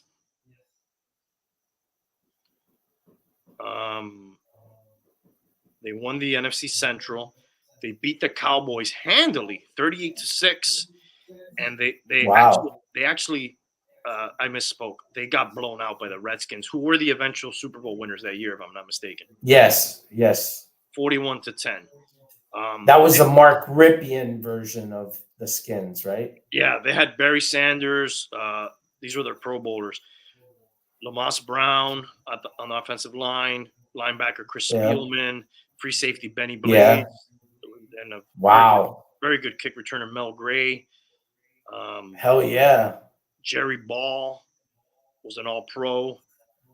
They had a tall wide receiver. Herman Edwards? Moore. Herman Moore. Herman Moore.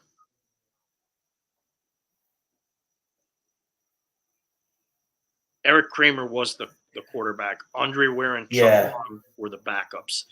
They had DJ Dozier was a backup running back. Yeah, I remember that team wasn't that bad. Robert Clark was a receiver who I believe the Dolphins had later, right? We got him later, yeah. Herman Moore, Brett Perryman. Yes. And on the defensive side, we mentioned a few of the guys.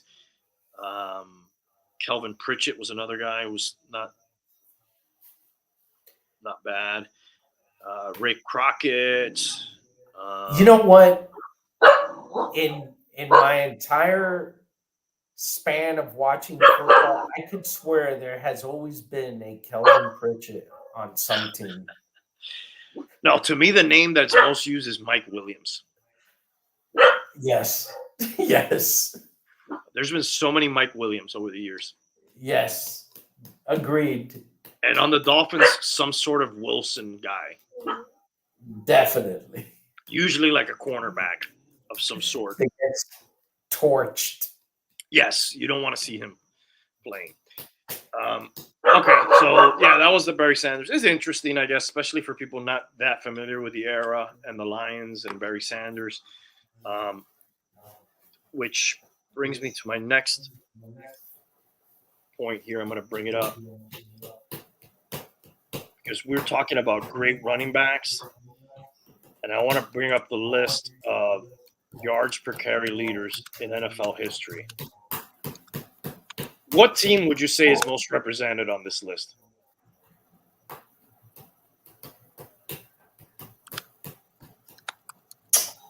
Yards per carry for a career.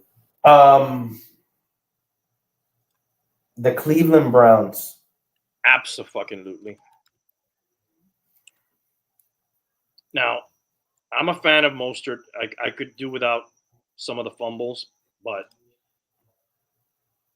Raheem Mostert for his career averages 5.3 yards a carry.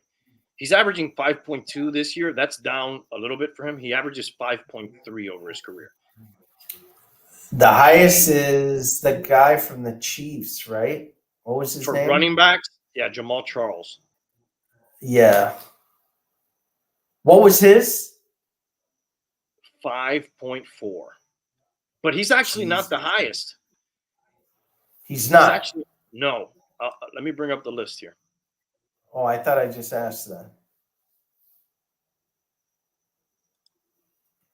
Just asked what? Who the highest was? Yeah, I on some list I saw this guy, but then I see this guy in some other lists, and he is a Brown. Nick Chubb? Marion Motley. Oh, wow. That guy played for a lot of teams, though. But he was a Brown at one point.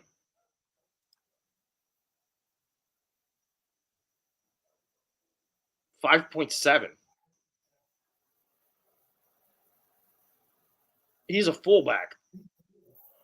He was a Brown and then just a Steeler for 1 year. And he may have crossed with Jim Brown, right? Maybe. I'm not sure. It says he played from 46 to 55. Oh, no. Brown was in the 60s.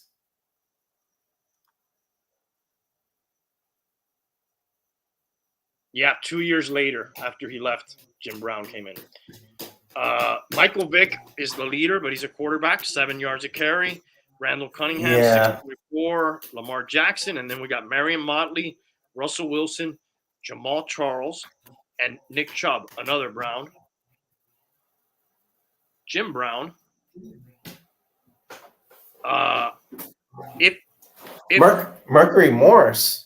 Yeah, Mercury Morris is there. Now, if Mostert had enough carries, which if he had a starting job through this year and next year, he would qualify. He would slot in right here between Nick Chubb and Jim Brown. And Raheem Mostert himself is a former Brown. Not long, but he did play on that team. Interesting. So most of these running backs on this list have played for the Browns at some point. I just realized that Mercury is not his real name. Did you know that? No, I knew it wasn't his. I don't know what his real name, but I know it wasn't his. I know it was his playing name or a nickname. Yeah. What's his real name? I don't even know, dude. I just know that they started calling him Nathaniel. Maybe because he was so damn fast. Eugene Edward Morris. Eugene. Only 1,000 yards one time, and his was exactly 1,000 yards. Yeah, he played with, but he was in a backfield that split up, kicked Zonka and him. Retired kind of young at the age of 29. Yeah. And then Joe Perry. Didn't see him play. Not familiar. He played from 48 to 63 here. Cam Newton, Aaron Jones. Aaron Jones is surprising. Yeah, it is. Gale Sayers, Barry Jonathan Sanders. Taylor. Jonathan Taylor. Napoleon Kaufman. That's surprising. Miles Sanders is surprising. Yeah, that poor guy. Relegated to the Carolina Panthers. He's having a horrible year. Stump Mitchell. Wendell Tyler. I remember watching that guy. 77 to 86. Greg Pruitt, I think, was on Wendell Tyler. I think he played for the Rams and the 49ers. Greg Pruitt, I think. Yeah, Rams and 49ers. You're right. Greg Pruitt, I think, was a Brown. Check that. I'm not 100% sure. I remember James Pruitt. We had that guy.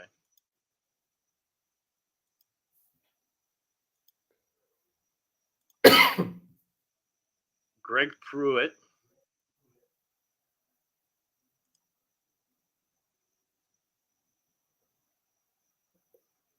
Was a Brown.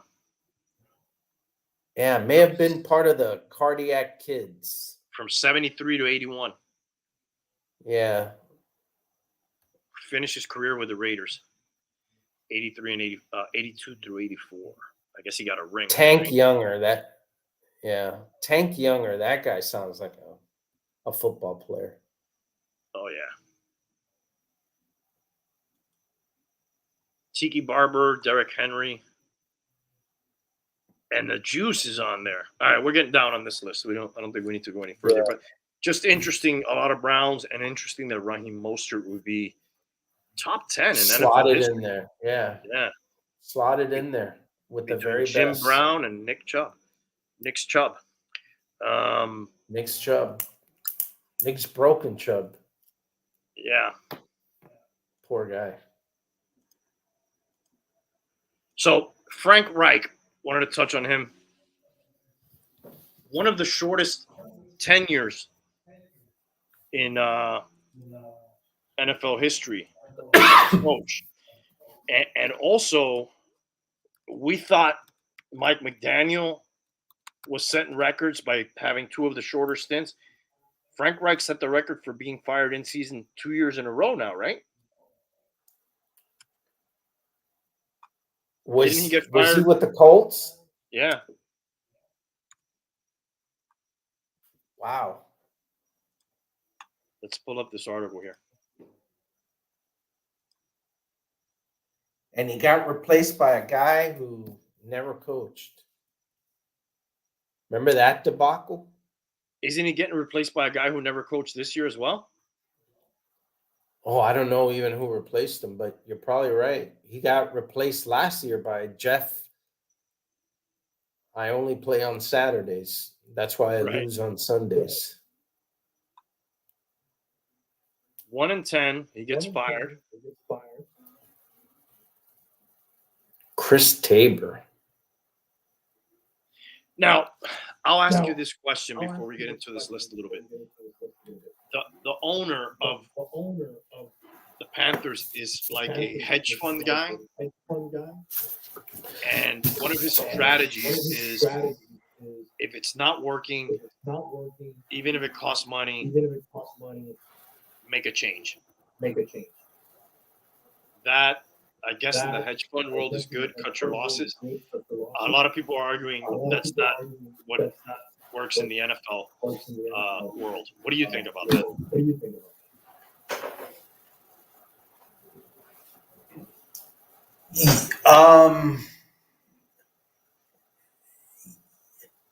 Because they said, yeah, that's tough. 20% of his games have been coached by interim coaches since he's been the owner, and I think it's like 5 years now.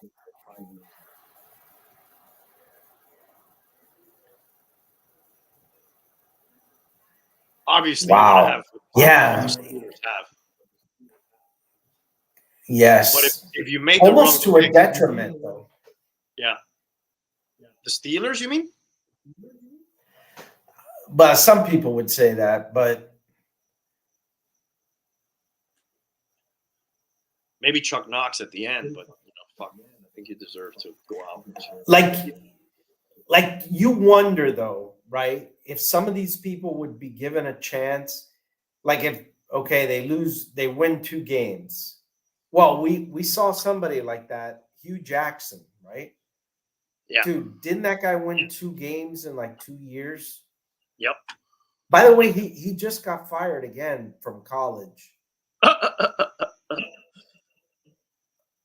But I would guess that's the end of the line for that guy. And I think at an all-black college, Grambling State or something like that. One of those who holds all-black. the record for shortest? Bill Belichick. Ever? Bill Belichick. That's almost a technical cap, isn't it? Yep. Technicality.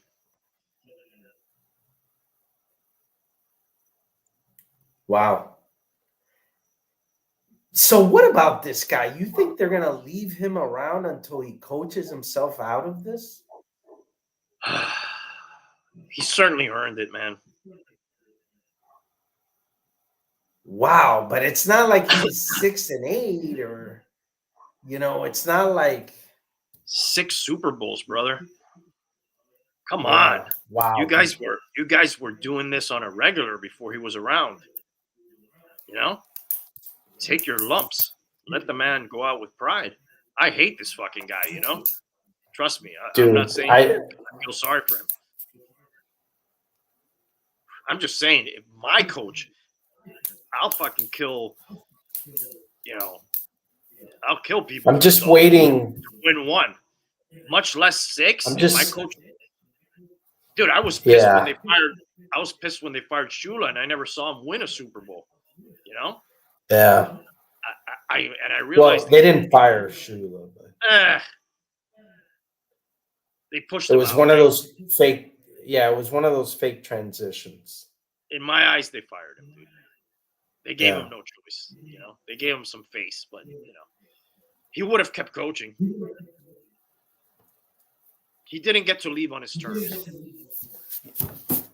No. So I know these New Englanders are spoiled, but I wouldn't. I don't know. I just hope that he doesn't turn it around, so he doesn't win any more games, and we could put all that bad karma history to bed already. Yeah, we could start worrying about Andy Reid. Yes. Who's the next guy? George Allen was fired by the Rams after 2 preseason games in 1978, by the way. Who, by the way, to me, it's radically different. Bill Belichick, eclipsing Don Shula than Andy Reid. I could live with Andy Reid. Mm-hmm. I wouldn't like it, but I could live with it. Yeah. Because I think it's a coach that Coach Shula respected. Yeah.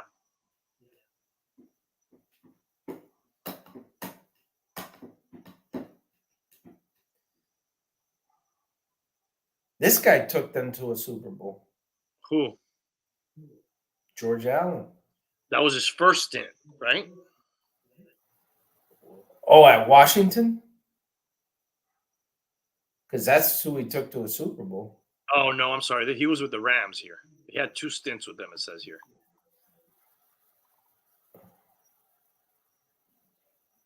He was fired after 2 preseason games. Wow. He previously coached them from 66 to 70. Wow, that means they didn't even want to see what he would do in the regular season. Fuck that. He went on to serve as chairman of the President's Council on Physical Fitness and Sports under President Reagan from 81 to 88. That makes sense. He coached the Over the Hill gang to the Super Bowl. I don't. What was the Over the Hill gang? It's the team the Dolphins beat in the Super Bowl. Which was? Billy Kilmore at quarterback, Larry Brown at running. It was like an older football team. What team was this? The Washington Redskins. Okay. Yeah. Third place. This is the only other coach to have a shorter stint than Frank's Third Reich. San Francisco 49ers Pete McCulley, who lasted 9 games. Got fired with a 1-8 season, 1978. And I guess they made their fucking turnaround right after that. They drafted for O.J. They traded for O.J. Simpson, sending 5 draft picks to the Bills for him. Dude, I remember watching O.J. Simpson as a 49er, dude. Damn, I'm old. Now, that didn't last long, right? No. I think I remember only seeing one game and it was clearly, yeah. Did he play with Montana? No, I don't think so. Montana was like 79. He may have, I guess they may have drafted him, but they weren't on the field together, I don't think. Yeah, he averaged about. Actually, you know who I think the quarterback may have been? Steve DeBerg. 1979 Niners. Was it Steve DeBerg, the quarterback? I think it may have been. It was. You're right about that. Joe Montana was the backup to Steve DeBerg. And that was Joe Montana's rookie year, which was O.J. Simpson's final year. Wow. How about that? That's a good trivia question. If you would have asked, if O.J. Simpson and Joe Montana crossed paths or played at the same time, a lot of people would probably say no. Joe Montana did start one game that year, and I wonder if O.J. Simpson was in the backfield. Could have been. Wow. Freddie Solomon. Drafted by the Dolphins, I believe. And I wish I had Montana's game logs. I think drafted by the Dolphins and traded to them. Shula got pissed at that guy for something.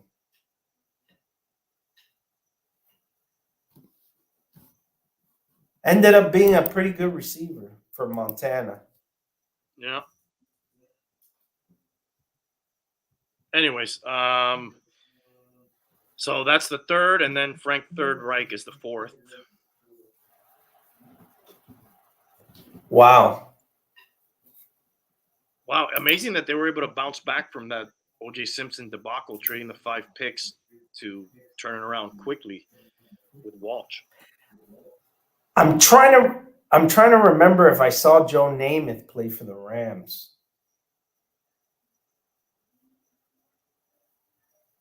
And last year, Frank Third Reich was fired after 9 games, even a shorter stint than this year after a 3-5-1 start. Wow. Sorry to jump back on Freddie Solomon. Yeah, he was drafted by the Dolphins in 1979. He played at the University of Tampa. I didn't know he died. Me either. He died 2012. He was 59. That guy played elsewhere, though, right? I think it was drafted by the Dolphins and just played for the 49ers. Yeah. Not a long career, I guess.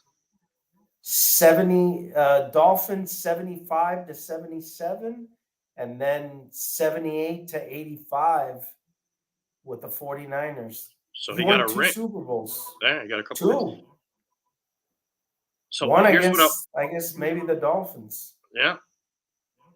So here's the problem with the Panthers. The next shortest stint is Matt Rule, who was fired last year. I was going to say Joe Judd, but I was thinking of that. I really meant that guy.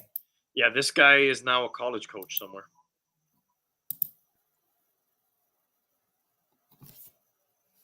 George Seifert had the shortest coaching career for the Panthers before him. Also another Niner connection there. Yeah. Seifert was the greatest backup coach. Well, wouldn't that be Barry Switzer too? Barry Switzer probably would eclipse him, right? Or Dave Wannstedt? Yeah, but I don't think he won anything. Barry Switzer and Seifert did, right? Larry Coker in the college ranks? Definitely. There's probably other examples of that. Though Switzer and freaking Seifert, they won Super Bowls. Yes, the Barry Switzer one was more like a fuck you to Jimmy Johnson, right? Yeah. Like, fuck you, we can win this shit with anybody. Yeah, and it was really coming more from Jerry Jones than anybody. Yeah. They're finally going to put him in the Dallas Ring of Honor. If you could believe that he's not in it. Who, Jimmy? They're finally going to do it. I mean, he's a fucking Hall of Famer. You should already be in the fucking Ring of Fame if you're a Hall of Fame. Exactly. No, understood. But him and Jimmy, I know. Him and Jerry have had problems. Yeah.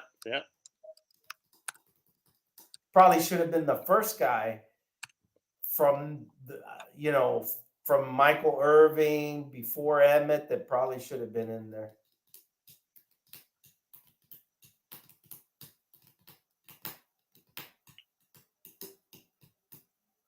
Okay, the last thing, I think this is the last thing for football.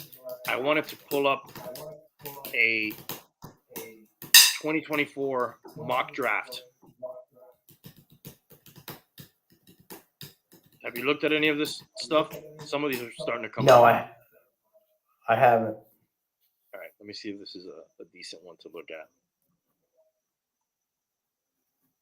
Who are we drafting?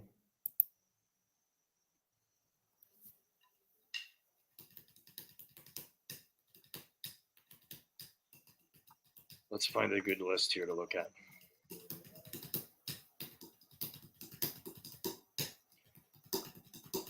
You like Pro Football Network? What's Pro Football Network?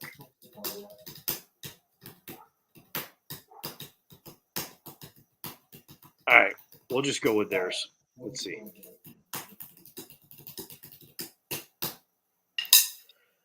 They've got Drake May. Who the hell's Drake May? North Carolina quarterback.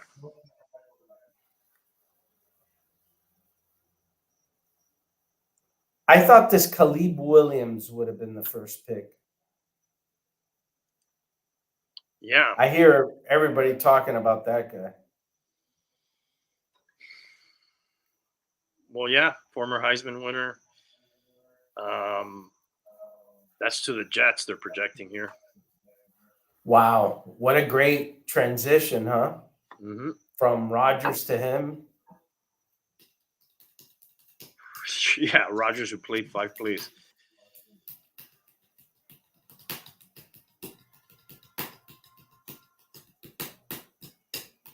Patriots, Marvin Harrison Jr. They have not had good luck with these receiver picks. No, a generational prospect. Yeah. I get afraid when I hear that too. Cardinals have the 2nd and 4th pick. Wow. No wonder they're tanking. Wow, and I guess their strategy, what are they taking in the 2nd? Projected? Offensive tackle. So I guess they're staying with the little guy? No, the first pick. Murray? The first pick is the other quarterback from North Carolina to them. Oh, okay. So they. Oh, geez. Oh, wait a second. No, that's the Bears. I apologize. Yeah, that's the Bears. Okay. Yeah. Now you're confusing me. I'm sorry. The Jets pick is via Arizona. Yes. They're saying they're that sticking with Kyler Murray. They're projecting that the Cardinals will trade out of this pick. That's what they're projecting here. Otherwise, they would be picking 2nd. But they're going to stick with Murray, according to this, if you believe any of this. Yeah, I don't know about that. Commanders, they're projecting to take. I don't feel comfortable when I see a guy that has 2 positions by his name and they're picking him 5th. Brock Bowers. Yeah. That sounds like a porn star. Yeah. Brock Powers.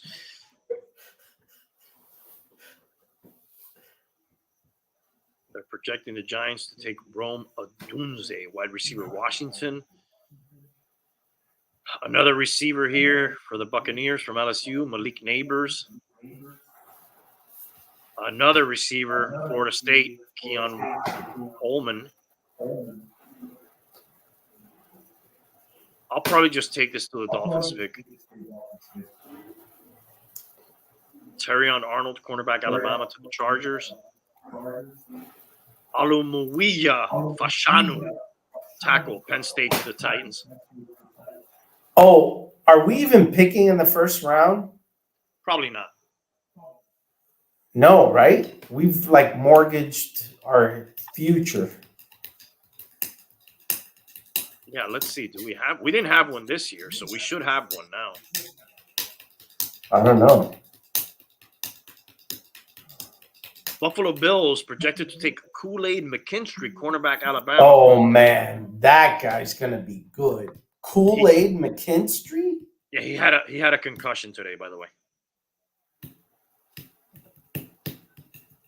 For Alabama. A lot of these Polynesian guys. Laya Latu, edge rusher. UCLA. Arizona with another pick. Yeah. Wide receiver Brian Thomas out of LSU. A lot of receivers, man. Well, that's where the league is going, right? Yeah. Where it's been. The Vikings projected to take quarterback J.J. McCarthy out of Michigan. I believe they beat Iowa today. With or without Jim Harbaugh? Without. He's suspended for the rest of the year? No, 3 games. So I think he would be back for the playoffs. How convenient. Yeah. Patriots projected to take quarterback Jaden Daniels out of LSU.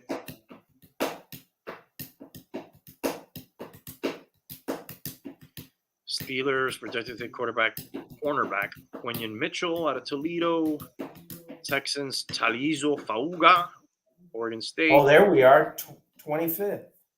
We're projected to take an offensive coordinator. Sorry, cool. That's a center. Offensive center, I would think. Former wrestler.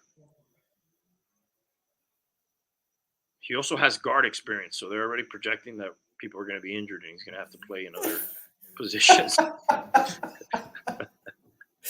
That's true. He has guard experience, which can't hurt for Miami. Yes.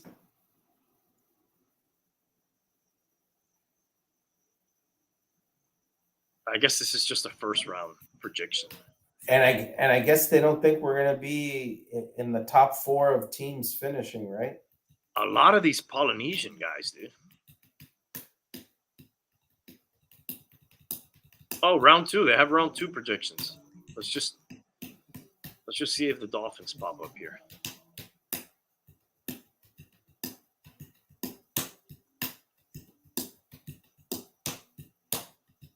Bo Nix to the Raiders.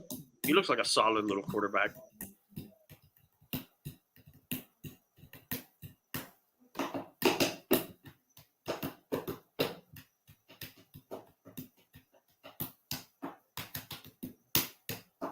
So based on that, we'd be picking towards the end of this second round.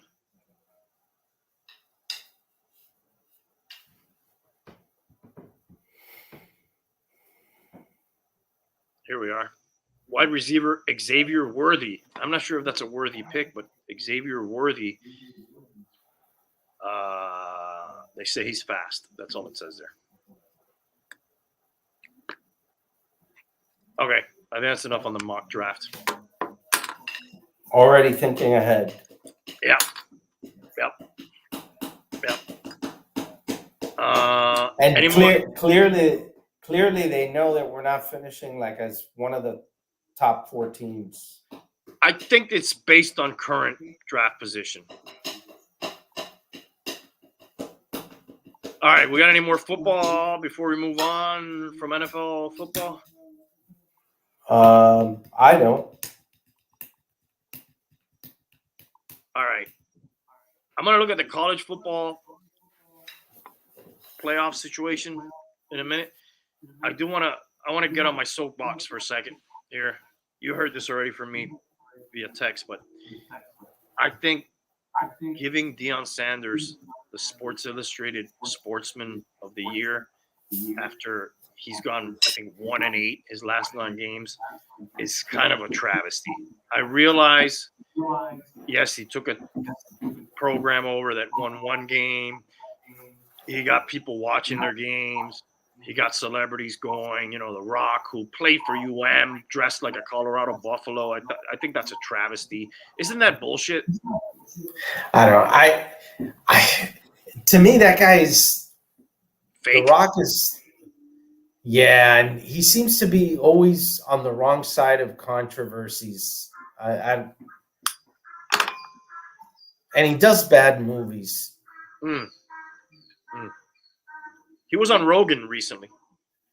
He seems like I saw what you sent me. Yeah. I didn't see the whole thing though. I hate to say it, he seems just like a dumb jock. Like what he looks like, you know, those just gym dumb guys. He seems like one of those guys to me. Like maybe they're feeding him, hey, most people are gonna like for you to do this, go do this. What's gonna make me a little more popular overall? Okay, I'll do that. You know, like what other? He's a product? You think he's a product of just like his agent and his marketing machine, and that's it? I think he's absolutely just like, what will make me most popular? What will get me in with the most people? What will land me? Because from a football perspective, just thinking that, what other college football player would have you ever seen go and sport the jersey of another team at their stadium? Who does that? He just jumped on that bandwagon. Yeah. I know a lot of people jumped on that fucking Colorado bandwagon, but he was like a former player. I know he's not big in the program. He didn't have a huge career, but no, I get you. That is, even though, isn't that one thing we talk about these, I don't know if the right term is millennials or what, but it does seem that there's more of this sharing jerseys, exchanging shoes. I mean, you never saw that before. Yeah, I'm from that old school era where, especially in basketball, where, like Jordan fucking hated everybody that he played against, and if he didn't, he pretended to. And if he didn't, he'd make up a story to hate you, or something. He just wanted to kill you. He didn't want to go have dinner with you. He didn't want to, Brady, as much as I hate him, he's of that school. Yeah, I was gonna say probably, I don't know if you call it a redeemable quality for Brady, but Brady was of that type. Yeah, absolutely. But yeah, just that kind of rubbed me the wrong way. Like, but then again, Sports Illustrated, nowhere near what it used to be. Just like, ESPN and Sports Center, nowhere near. I guess Sports Illustrated, they're coming on the heels of that AI written article bullshit, and they're just trying to get headlines and get people talking about them. And I guess they are. They're trying to sell magazines, but I don't know. It seems like they decided in week 3 when they were 3-0 to give him the award. Yeah. I mean, I can't think of somebody off the top of my head that I'd rather give it to. But it seems a little early for him to acquire that. I would have. Yes. Now you have blocked yourself from possibly giving that to him next year when he actually does something, maybe. But I think Messi would have been a better choice. Jokic would have been a better choice. The tennis player, who I can't pronounce his name, also sounds like Jovic, whatever. Maybe would have been a better choice. Yeah. But like, he didn't even have a winning season. Can you win that multiple times? Yes, there's only been a couple guys that have won it a couple times, but yeah, I think you can. Like LeBron probably has won it, and Michael Jordan. Yeah, I don't know if Brady won it a couple times. I don't know. Dude, fuck it. Don't look it up then. You're going to depress me like that when we were looking at the Super Bowls. And it was Brady. Yeah. Brady. So now college football is in a conundrum because they're going to have to leave some teams out that Alabama is causing the most chaos because they beat the Georgia Bulldogs, who are back-to-back champions, haven't lost in 2 years, and Alabama, who was written off for dead earlier in the year, now just has one loss, and they beat the champions, so they're making their case to go in. Texas, also one loss, they beat Alabama, so they're making their case. I guess Michigan is in because they didn't lose to anybody. And who's the other one? Washington, I guess, gets in because they also didn't lose. So many parallels between how Alabama tends to linger and then come back from the dead right when it's playoff time. Yeah, reminds me of the Patriots. Yep, a lot of parallels there. And I guess Florida State gets in because they're undefeated, right? You would hope. But they're not one of the 4 best teams right now, which is weird. With the backup quarterback in It's there. like they don't respect them. And then you have Ohio State, who only has one loss, making their case as well. Wow, you know what's impressive? I didn't know this until you just showed this and you flashed through it pretty quickly. Penn State was number 10 or is number 10? Yeah. Dude, that program was pretty much devastated, man. Yeah. Oh, they bounced back. They had a pretty good year. They're probably going That's to let impressive to come back. They're probably going to get Alabama in there.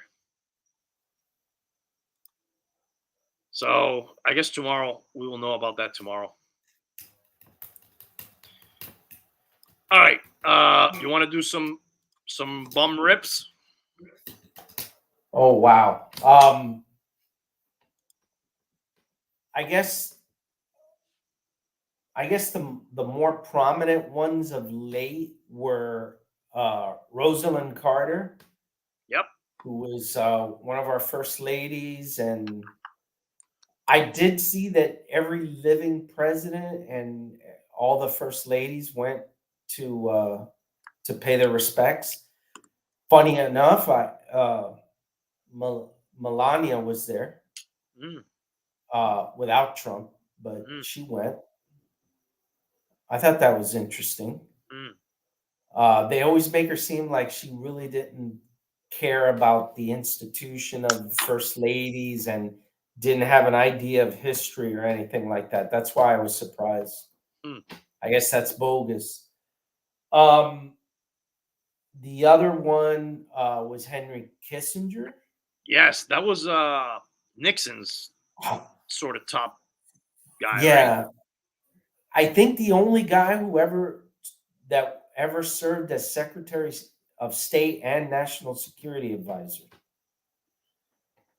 Ultimate ambassador kind of guy, right? I think later he became more of a consultant.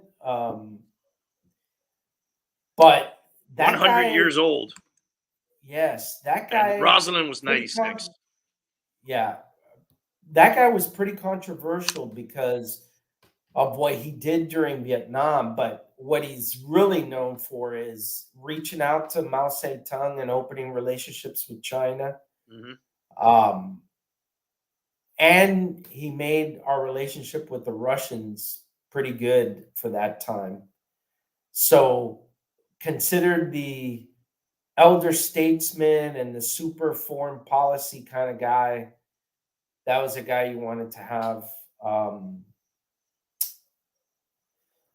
On the famous side, I think it was Steenburgen. Am I saying that right? I don't know. I don't have him. Who was he? No, it was a woman. I think it was the mother of Mary Steenburgen. She was an actress too. It was an older gal. She passed away. Did you have any that stuck to your mind? Yeah, I have one, and I have a very small but personal connection with this guy. He was the current owner of the San Diego Padres, Peter Seidler, passed away.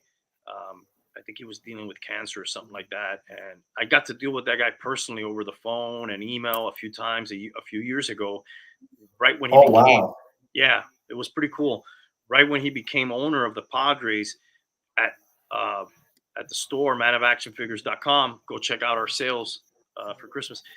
We had an exclusive bobblehead of Tony Gwynn, and he called and he wanted to buy some of those, and then he wanted to create like a bobblehead collection, I guess sort of like either in his office, I don't know if it was in the stadium or in his office, and he wanted to have like all the Padre bobbleheads that were ever made, and he sort of hired me to like curate the collection and source them for him. So for like a year or two, I was like finding all the San Diego bobbleheads that I could find across the internet and everywhere, and sending them to him. And I got to deal with him on the phone and via email a few times. Super nice guy. I never got to go to a game, but he goes, hey, if you're ever here, come to the game. I'd like to treat you. And I still have like some of the checks saved from him and stuff, because I'm a kind of a baseball nerd at heart. That's the first sport I ever watched, and it was just kind of cool to talk baseball with that guy. It wasn't long that I got to talk to him, but whenever we did, we talked a little baseball and stuff, and it was really cool, really nice guy. So rest in peace to that guy. Oh, that's cool. Yeah. Cool. I never knew that story. That's pretty cool. Yeah. Peter Seidler, baseball fan guy. How did he find you? Just it went through that bobblehead that we had, was as an exclusive. We made like a little line of exclusive Hall of Fame bobbleheads, and Tony Gwynn, former great Padre, was one of them, and he called the store. And I remember when they sent me the message, I was like, the owner of the Padres? What? I thought it was bullshit, And then when I called, and like he sent me the credentials and where to bill him and all that, I was like, holy shit, man, this is the address to the fucking Padre Stadium and shit. And and he was just a baseball nerd himself, like just a baseball fan that happened to be rich and could afford to buy the team. So right. Rest in peace. Oh, that's cool. Peter cool Seidler. Story. Yeah. Cool. Excellent story. The woman that I was trying to remember was Frances Sternhagen, and she was in Cheers, Sex and the City, actress. That was the other. That was like, and before that, I think we talked obviously about Matthew Perry. Did we talk about that the last time we were together? I think so. Who's Matthew Perry? Matt. Oh, yes. His friends. Yes. Yes. And Susan Summers. I don't know if we talked about her. That's why I wasn't sure. Yeah, I know we talked about Perry. And we had Michael Gambon, British actor from the Dumbledore from Harry Potter. Yeah, I believe we talked about him. David McCallum, who was in The Great Escape, and he eventually had his own show, Man of Uncle, I believe, in the 60s. So those were some prominent actors, famous people that recently passed. Rest in peace. Rest in peace. Suzanne Shepard? Suzanne Shepard? I thought you said Suzanne Summers. I heard about Suzanne Summers, too. Yes. Oh, wow. Suzanne Summers. Yeah. Oh, shit. I didn't know Three's about her. Company. We might have, man. I don't know. Now I don't remember. That's why I'm kind of a bit off here. November 15th. Yeah, she was George Brown. She was 77. From Kool and the Gang. George Funky Brown, longtime drummer and co-founding member of the genre-bending band Kool and the Gang.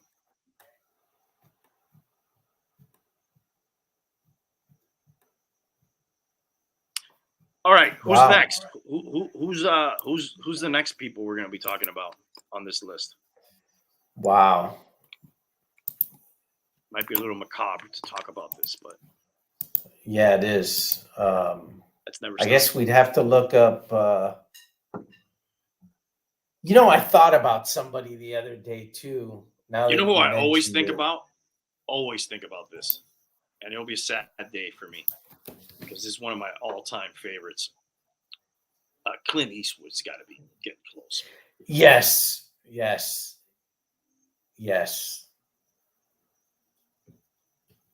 That's one that I always have. And I get like some fake articles every once in a while. I'm like, oh, fuck. And then I find out it's fake, Yeah. But always think about the great Clint Eastwood. Well, if we look at the super old guys here, hate to say that, right? Mm-hmm. You got, Morgan Freeman. A guy I really like too. Actually, these two, Morgan Freeman and this next guy. Oh, these two guys starred in a movie. Michael Caine, yeah. Great. Yes. Yeah. Anthony Hopkins. Mm-hmm. Darth Vader himself. James Earl Jones. James Earl Jones. Clint Eastwood is on this list. Wow, Clint Eastwood is older than all those guys. All those guys were like 1937 born. Clint Eastwood's 1930, dude. Gene Hackman, 1930. Wow. Donald Sutherland. I'm actually watching a show with him. Mm-hmm. So he's the same age. He's doing it. He's all right. You would think. He's the same age as my mother. Robert Duvall. Mm. Jack Nicholson. Mm. Oh, here's the guy we've thrown a couple of memes at during the Hurricane games. Dick Van Dyke. There was a Van Dyke that died recently, but it was a lady. No relation. No, Jesus. 1925, dude. Dick Van Dyke. Damn, 98, dude. Robert Redford. Mm. Dustin Hoffman. Dusty Rhodes. Alan Alda. Mel Brooks, 1926. That guy's got to be 100 years old. Well, in 3 years he will be.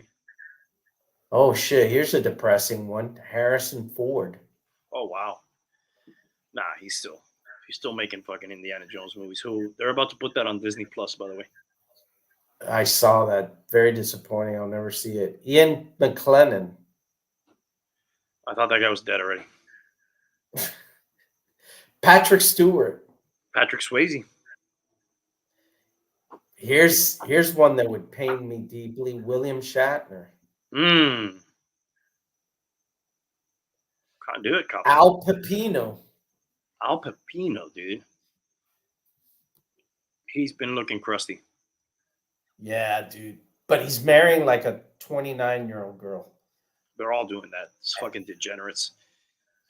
Tom Skerritt. You remember that guy? No. You do. Top Gun, the first Top Gun. Alien, the original Alien. He's Dallas, the captain. Oh. A river runs through it. Speaking of old fucks, dude, I saw over the holidays, not only Dolly Parton dressed like a fucking Dallas Cowboy cheerleader, fucking crushing it. Did you see that? Yeah. Cher. I saw her multiple times. 77 years old, both of them. Looking like if I was ever to bang a 77-year-old, it'd be one of those two. That's for sure. I don't know if I bang any other 77-year-olds. I'll tell you, that must be I understand what the exterior looks like, but man, beyond that, it must be a scary sight. There's a lot of fucking Bondo and fucking, you got to check the undercarriage. I don't know. Yeah, I don't know what kind of work they're spending on the undercarriage. Check the undercarriage. Obviously, the outside paint job you got to have because that's what everybody sees. But the undercarriage, oh, here's another old guy, Christopher Lloyd. I like him. Oh, yeah. Yeah. Bob Newhart. Oh, wow. Didn't know that guy was alive. John Astin. I think that's Jennifer Astin's father. Wow. He was in he was the original Addams Family, right? Oh, I don't know. I think so. Anyways, those are some prominent names that are pretty damn old, dude. Yeah, I'll go with Clint Eastwood if you want to make a pick. I'll go with Bob Newhart. All right, we'll see. That's terrible, dude. And I didn't even pick the those were all men, but there's some, Sophia Loren. We didn't mention Paul McCartney. Oh, wow. President Joe Biden. He's been dead for some time, brain dead at least. Yes. All right. What else? All right. Next up, best Christmas movies of all time. Now, I'll get to the list, but what are like? Let's go tit for tat. Give me what's one of your favorites. I'll give you one of mine. Okay, so how are we looking at this? Let me complicate this further. I'm not going to let you get away easily here. Mm-hmm. Are we talking animation, cartoons? Are we talking about live action movies or both? I'm not a big animation guy usually when I do these sort of lists, although I know a lot of these lists have some animation in them. So okay, because the reason I asked that is because when I think of Christmas movies, obviously from the time that I could remember as a kid through, I don't know, let's say 10 years old, the first 10 years of my life, it was always those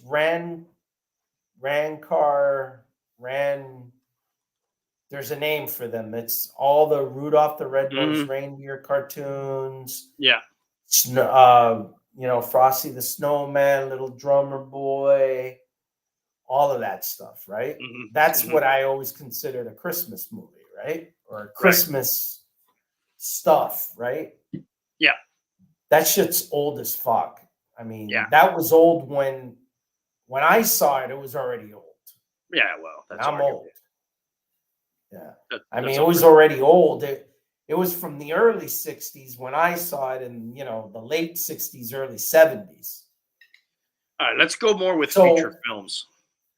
Okay, there you go. So, when I think feature I'll just say that they do throw in like Nightmare Before Christmas, and stuff like that. Yeah. Well, like I'll think of the Home Alone movies. I think those are Christmas movies. Yeah, those are on a lot of these lists. Yeah. And the kids wanted to watch that the other day. Yeah, I throw the Home Alone movies. I do remember Christmas Vacation, but it wasn't all that great. We saw that last night. The kids really liked it. It was funny. And I love Chevy Chase. He's funny, dude. Yes. Lampoon's Christmas Vacation. The Christmas Story has got to be on there. We saw that a few nights ago, and you'll shoot your eye out. Bruno loved it. Yeah. And spoiler Red alert, Ryder. I know he's not watching. I'm going to get him a Red Ryder. Cool. So those are some that come to mind. One we saw recently? I saw it for the first time last year when we did that movie episode, Final Four thing. It's a Wonderful Life? It's a Wonderful Life. They have it on this list, number 1. You know what? I saw that for the first time, too, when we were doing those movie things. That's a very good movie, man. Yeah, dude. I love that movie. I like the old-timey stuff, but it's also like a good, like, kind of lesson, I guess. Oh, yeah. It's excellent, dude. They don't make movies. We'll never let me not say never say never, but, man, they don't make movies like that often. They don't make them like they used to. If at all. Yeah. Now I sound like an old bastard. I mean, I like the movie because, it's the story of this guy who thinks, damn, he didn't get to do what he wanted to do. And he's always stuck, doing stuff and everything's going wrong. And, he's making all these sacrifices, but he doesn't realize the impact that he really has. And then, they kind of do that twist at the end where they're like, he wishes he was never born. And that angel sort of grants him that alternate reality, and then he realizes, oh my God, my wife, my kids, the neighbor, everybody, all the people I've helped, and look how they've changed because I wasn't there, and the corrupt banker guy. He gets to have his way. Just it's kind of, the movie is sad until the end, where you're like, it becomes a feel good movie at the end when you realize, oh my god, cool movie. Yeah, very good movie.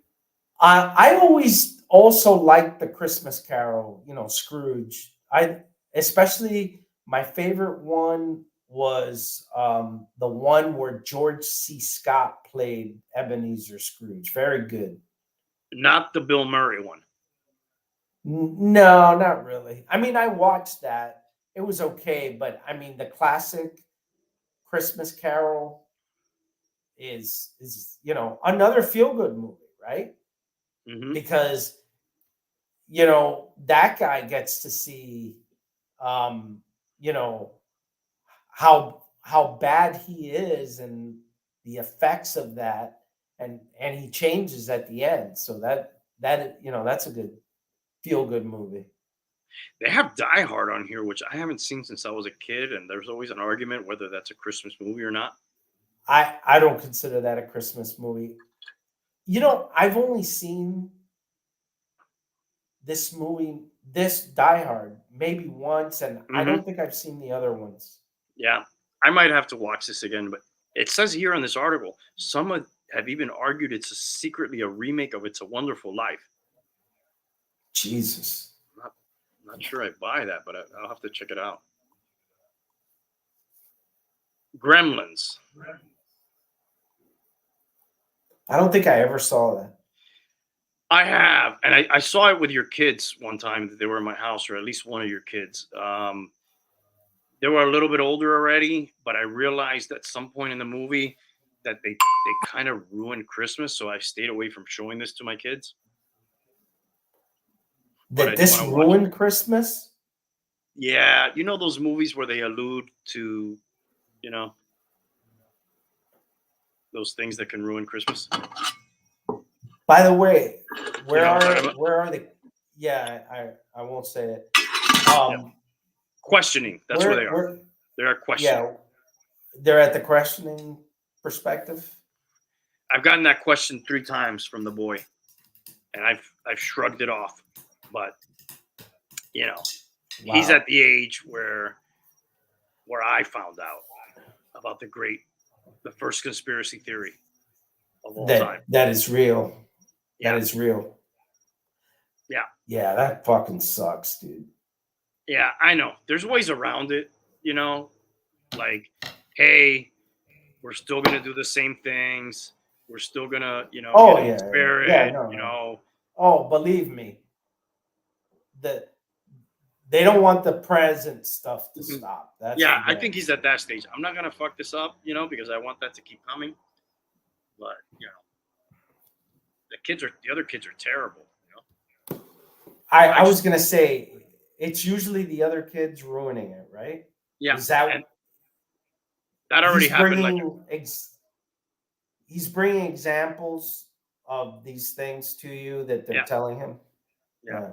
I mean, I'm gonna have to have a sit down. But the other thing is, the girl is a couple years younger, so like, she may believe less. Who knows?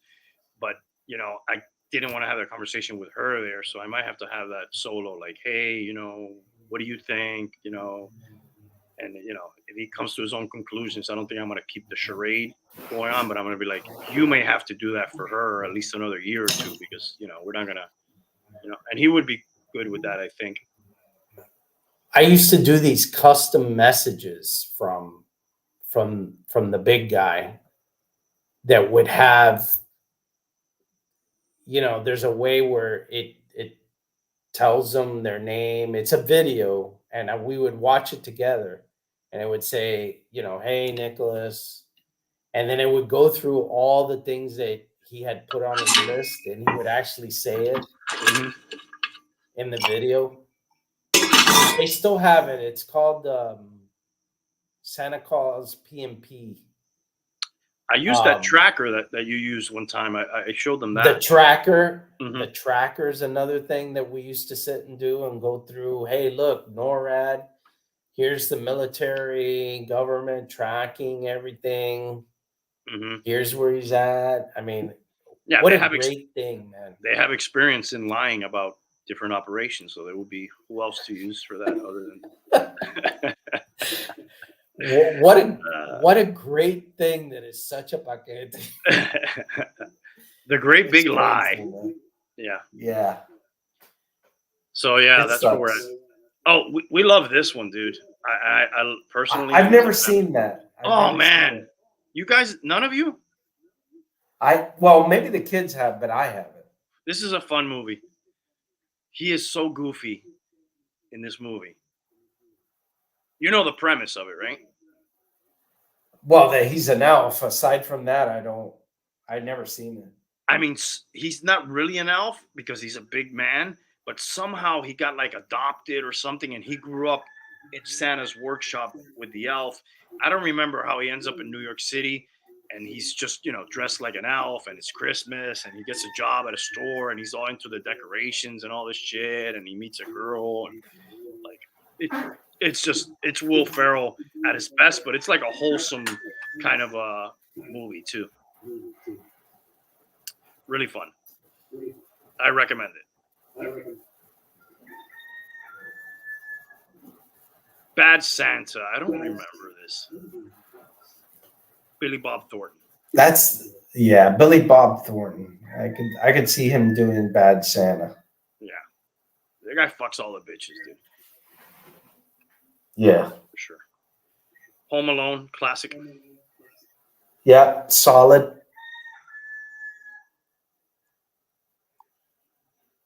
You'll shoot your eye out. Yep.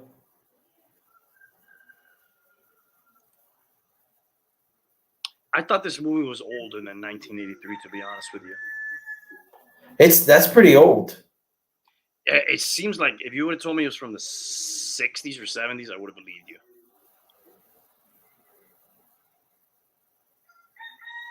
Edward Scissorhands is a Christmas movie? I don't get that. I do like that movie though. Oh, I do. That's kind of a depressing movie. Yeah. I guess the Christmas tie-in is that he makes it snow with his sculptures that he's doing up there alone during Christmas time. I don't know. Yeah.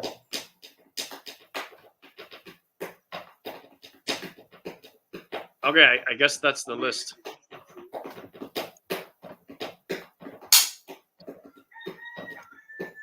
All right. Do the kids still watch any of those Christmas cartoons? They like, or is there like updated cartoons now of Christmas?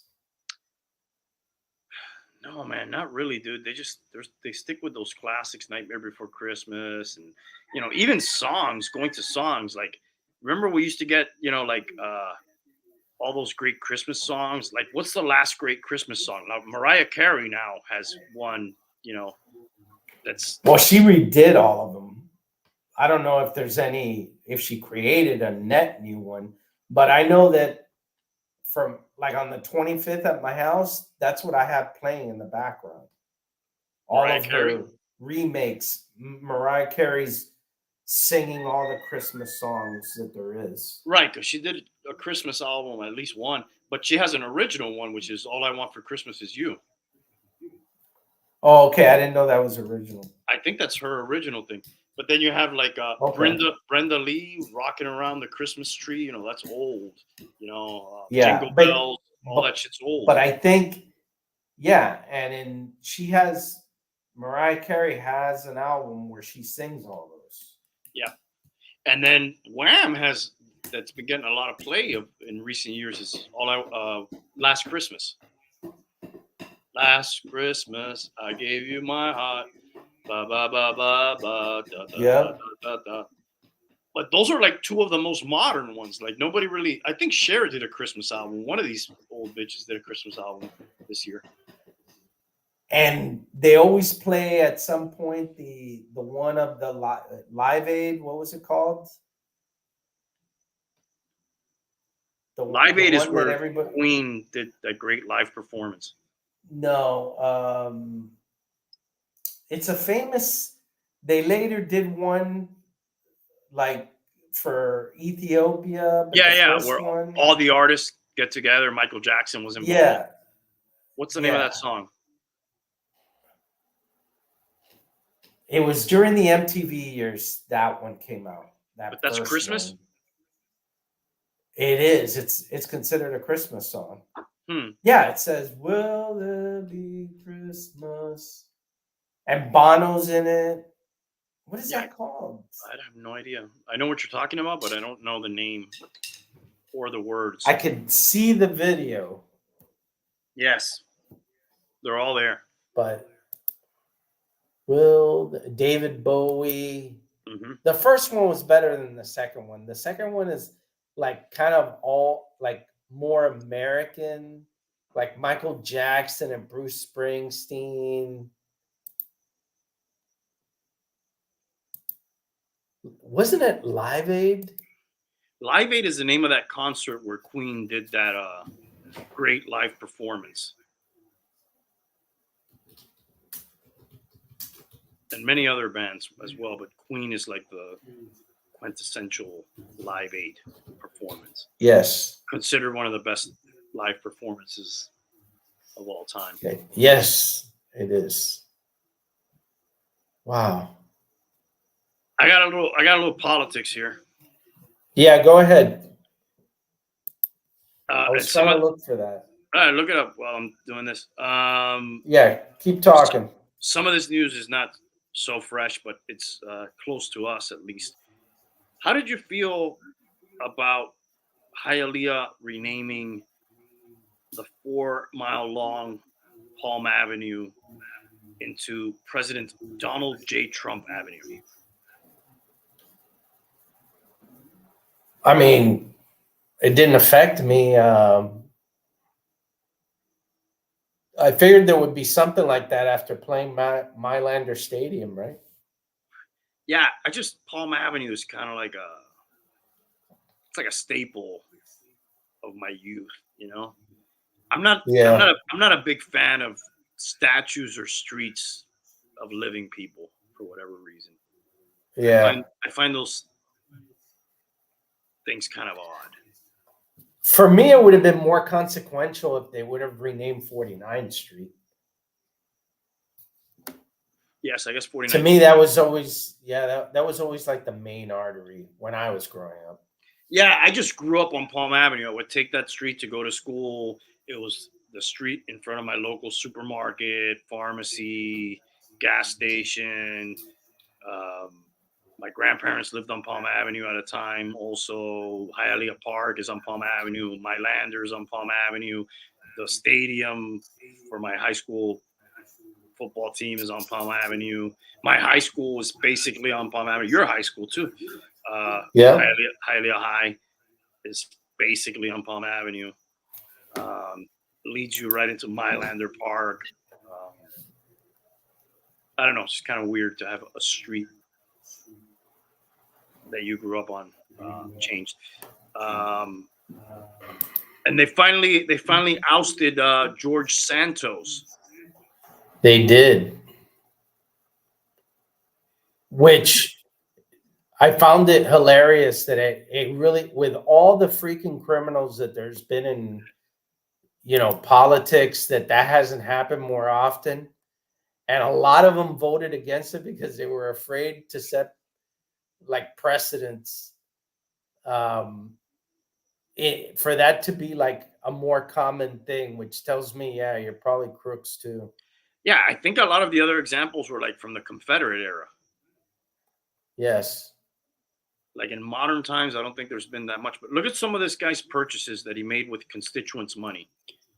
$2,000 on a glitzy trip to Atlantic City with his husband. $1,500 on Botox, which was registered on his campaign spreadsheet as Botox. $20,000 of campaign funds to his personal business, which he spent on rent and casinos. Over $4,000 on Sephora and OnlyFans charges. I can only imagine the OnlyFans subscriptions this guy has. And Dude, like this guy stuck to his guns, I think, pretty much the whole way, trying to like deny the allegations. And at the end, I think he said, I don't want to be here anyways if this is the kind of people, that are here or something like that. Yeah, the hell with this place, I think was his parting words. I think that was the quote, yeah. To hell with these people's money, I think is what he was saying. Argentina has a new president. It's, by the way, my daughter's big into that Sephora thing. That's like a makeup site, which is kind of odd, but I think that guy was a little odd. It falls in line with the rest of his purchases. By the way, it was called Do They Know It's Christmas? It was the Feed the World Band-Aid was okay. There was some aid in there. Yeah. Anyways, that became a very popular song for Christmas. They play it still every once in a while. Was there another song they did for like hunger that was not a Christmas song? Yeah. Yes. Is that We Are the World? That's the one. Yes. And it was also for the Ethiopians. And that was also like a bunch of celebrities? Yes. Mostly Motown. The world. Yes. We are the children. We're meant to make a difference in something else. Da-da-da-da. Yeah. And that was more like American Motown and American singers, Bruce Springsteen. And that was more like just give these people food. Right. The proceeds raised from those songs was for that. Okay. International Argentina. Yeah, international politics here for a second. They have a new president. They got a far right kind of Trump guy now. Outsider Javier Milei. I think he's about to take office any day now. He wants to get rid of like their bank. He wants to legalize organ sales. That one's a little dangerous, I think. Yeah, especially there. Yes.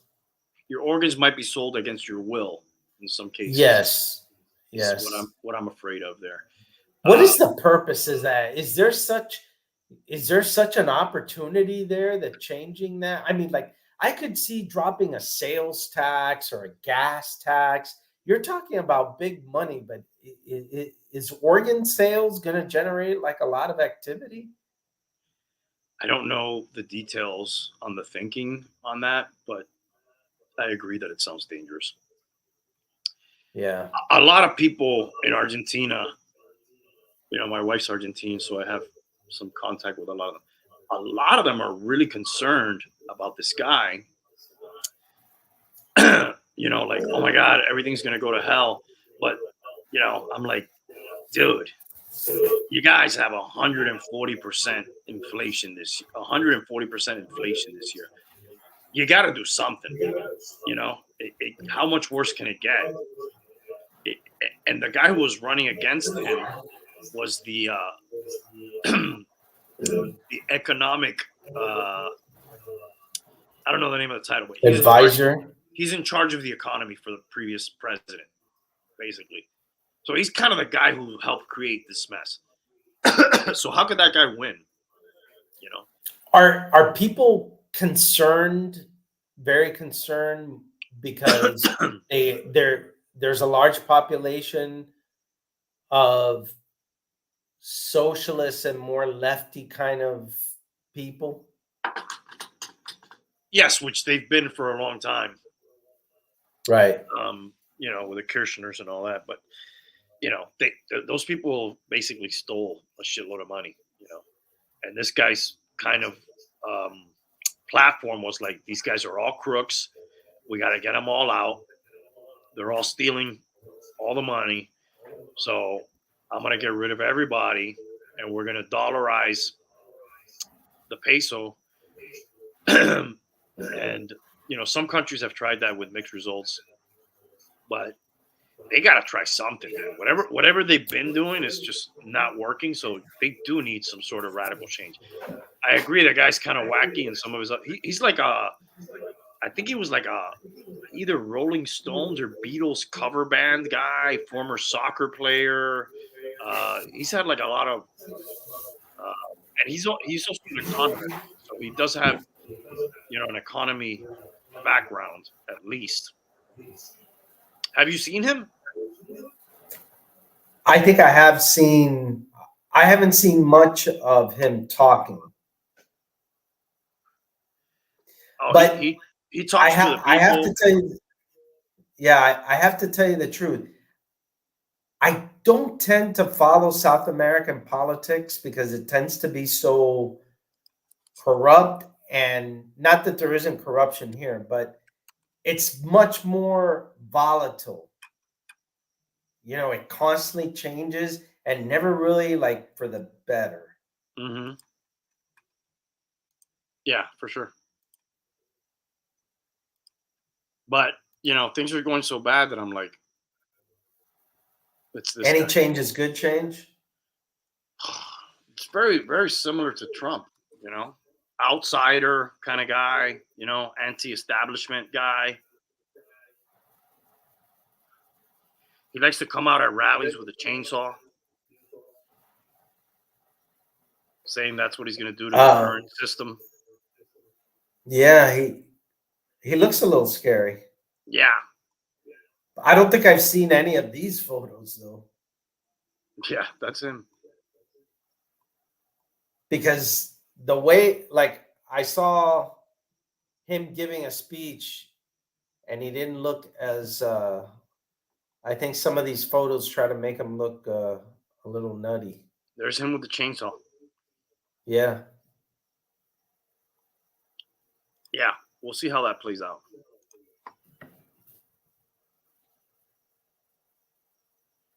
He's a libertarian.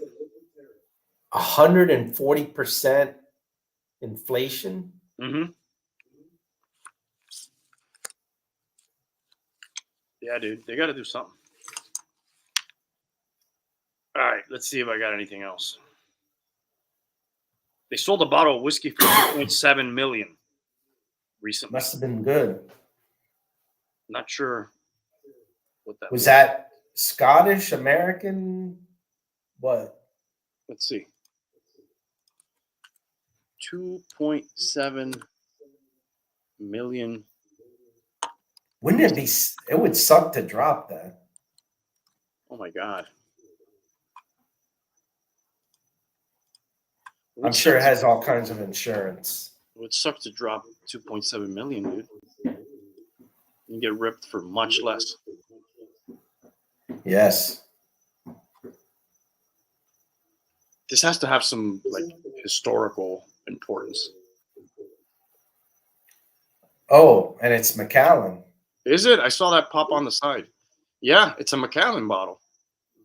Yeah. Well, 1926. I could certainly appreciate that.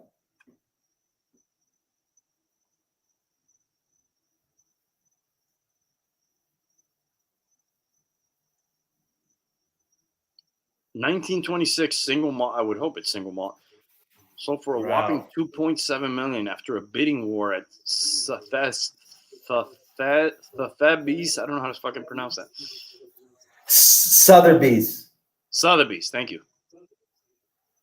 Most sought after whiskey in the world. Just 40 were bottled in 1986 after spending 60 years aging in sherry cask. Wow.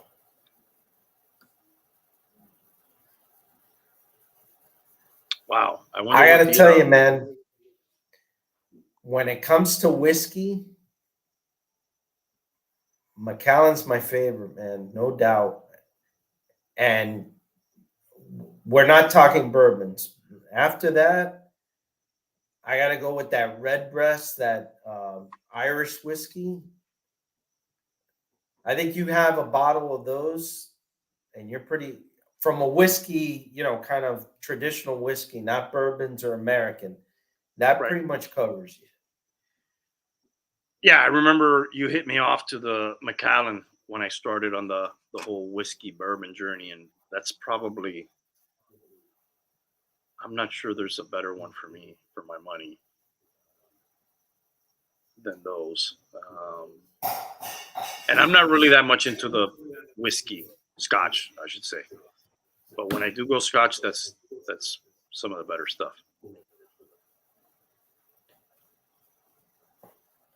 They thought this thing was going to go for 1.5 million, but they got in a bidding war. Wow. They sold one for 1.5 million from the same cask in 2019.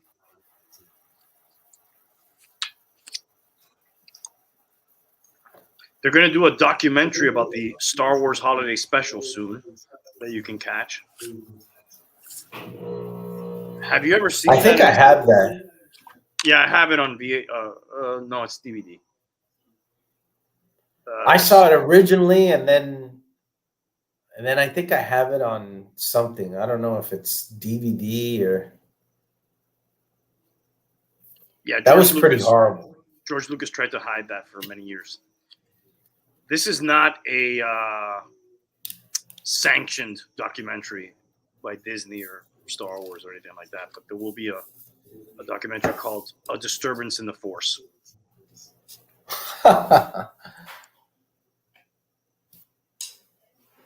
That's a good title. Yeah. What else we got? You got anything else? Well, this time of year, you got your holidays rounding out the end of the year. This year's pretty much gone for all intents and purpose. I think football's going to get it. Did you just mention Sears? Did you just say Sears, or what did you say? No, I didn't say Sears. You said something's pretty much gone. I thought you said Sears. Oh, this year. This year. Yeah. I got you. All right, sorry. I think football is going to be really interesting. Every game, the pressure cooker is going to get turned up. So looking forward to rounding out the year and seeing what happens. Yeah, it's about to get good. This is when you find out calamity strikes. Yeah, for us, yes. And when you find out who's who. Oh, the Cybertrucks were unveiled, by the way. Finally, right? Yeah, I think they turned in like 10, and he finally updated the price from $40,000 to $61,000 for the base model. Wow. That truck doesn't look very utilitarian. What is utilitarian? Useful. I mean, the good parts about it is it's and it all depends on the model you get, because there's 3 models. But if you believe the videos they showed, it's faster than a Porsche 911 while towing a Porsche 911. So it's fast. It can tow, depending on the model. I think this is the top model, 11,000 pounds, which that's going to be the biggest of your RVs. The downside is, I believe the range is way lower than they thought at 250 miles, but they have like an add-on where you can add an extra battery in the back. It's going to have like a bunch of add-on things where you could put like a camper in the back and all different kind of little attachments that you can buy for it. But, for a lot of people, that's not going to be a good primary car. It's a huge vehicle, length and width, if I could say that. Just very large car. And I think you could get it bulletproof. So I don't know. It'll be popular, I guess, but I don't know. I have one of these on order, but I'm not sure if I'm going to follow through on it. They expect only half of the people who have it on deposit to get it. When I ordered it, was going to be $40,000. Now it's gone up 33%. I guess I've seen pictures of it, but I guess I haven't seen like a video that shows how that thing is actually useful. It's a truck. The pictures I've seen do not How big is the bed? Like the pictures I've seen, the bed seems to be closed. That's like Is an it option. open? It's open. There's like an option to have it closed because they have like a lot of add-on things that you can get. So, but it comes.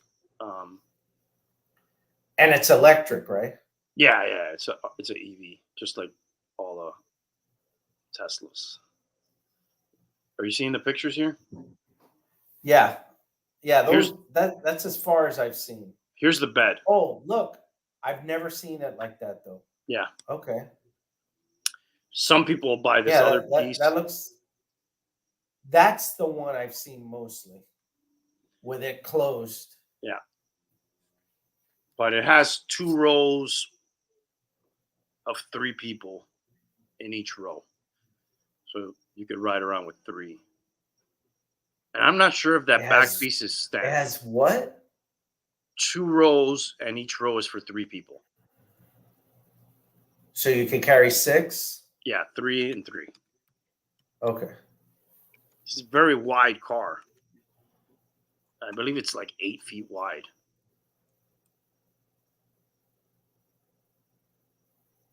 Here's a picture of the interior. That center thing goes up, and that's a third person there. And there's no bitch seat in this because they don't have a drivetrain like a traditional car. So there's no bump or hump in that middle section. You know what I mean? Well, yeah, that's why you can have 3 back there, huh? Yeah, without that bump. See, the configuration there is for 3 and 3.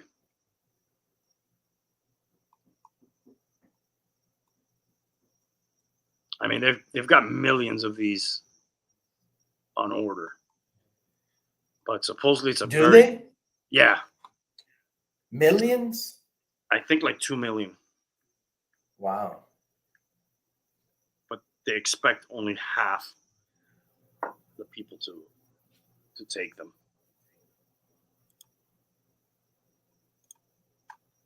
At 250 miles, you're not going on any kind of trip with that. No. Well, that's kind of the regular test is like 300, right? 300 miles range? Yeah, some are more. It just depends. They have like a bunch of different models and stuff, but I always hear about the knock on them being that, but like how often do you drive 250 miles? Well, last Sunday, I did it. One way? Each way, right? Yeah, but you didn't do it consecutively. Like you could get there, charge, and then drive back. And yeah, you have to find a charging station. And how long does it take you to charge? From what I've heard, it's like a 20-80 kind of thing. The best results are when you're like down. The lower the car is, the faster it is. Like that last 20% is way harder than the first 20%. So like it's better to charge it like more drains. Yeah. When I think about the whole EVs, I think, at least for me, I think about it. It's one of those things that for me, it's still too early to jump into. You know what I mean? Yeah, I think you have to have another car. I think hybrid is really what should be the first step that we take rather than this all-out push that there's been for electric. You know, it's too much of a leap, you know. People probably could get more used to, you know, going hardcore into hybrids so we can get used to it, try it, and then, you know, we make that other logical step to, all right, this worked well. I used more electric than gas. And also, I saw the future of charging is probably when it'll make sense for everybody, which is, I saw this thing where they're already trying it out funny enough, in California, of course, right? Mm-hmm. Basically, you're charging while you're driving all the time. Under the road, there's a charging plate and mechanism that is, as long as you're driving and you have it turned on, you're basically charging. Oh, wow. I hadn't heard about that. But it's not deployed fully, right? It's all, they have it in a section of California. They're testing it. It's super experimental, but it's basically to avoid having to stop somewhere and plug in. It's basically you charge as you go. That's interesting because I know people have brought up, like, how can, is there a way to put panels on this? The vehicles don't have anywhere near the space required for panels to generate enough power to charge as you go. There's just not enough square footage, Right. No, this is the road. Yeah. No, this isn't in the road, underneath the road. By the way, backtrack for a second. When I talked about Barry Sanders and the Mike Utley situation, the guy's name was Reggie Brown. That was the teammate of Barry Sanders that had to have CPR on the field. Wow, I don't remember that. Yeah, I don't remember witnessing it, but I've heard his name come up.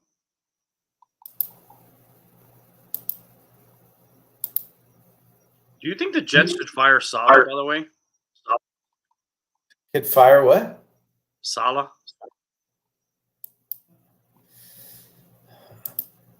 I mean, I'm pretty sure they're saying kind of hard to judge this guy based on the fact that everything was riding on our move with Aaron Rodgers, right? I mean, and then it's not even like he had him for 5 games and things were going bad. It's like he didn't have him. Yeah, their plan went to hell. Immediately. Yeah. That has to be like the fastest plan that went to hell in the NFL. Yeah. Outside of drafting the wrong person. Outside of Tua. Yeah. How has your opinion changed on him over the years?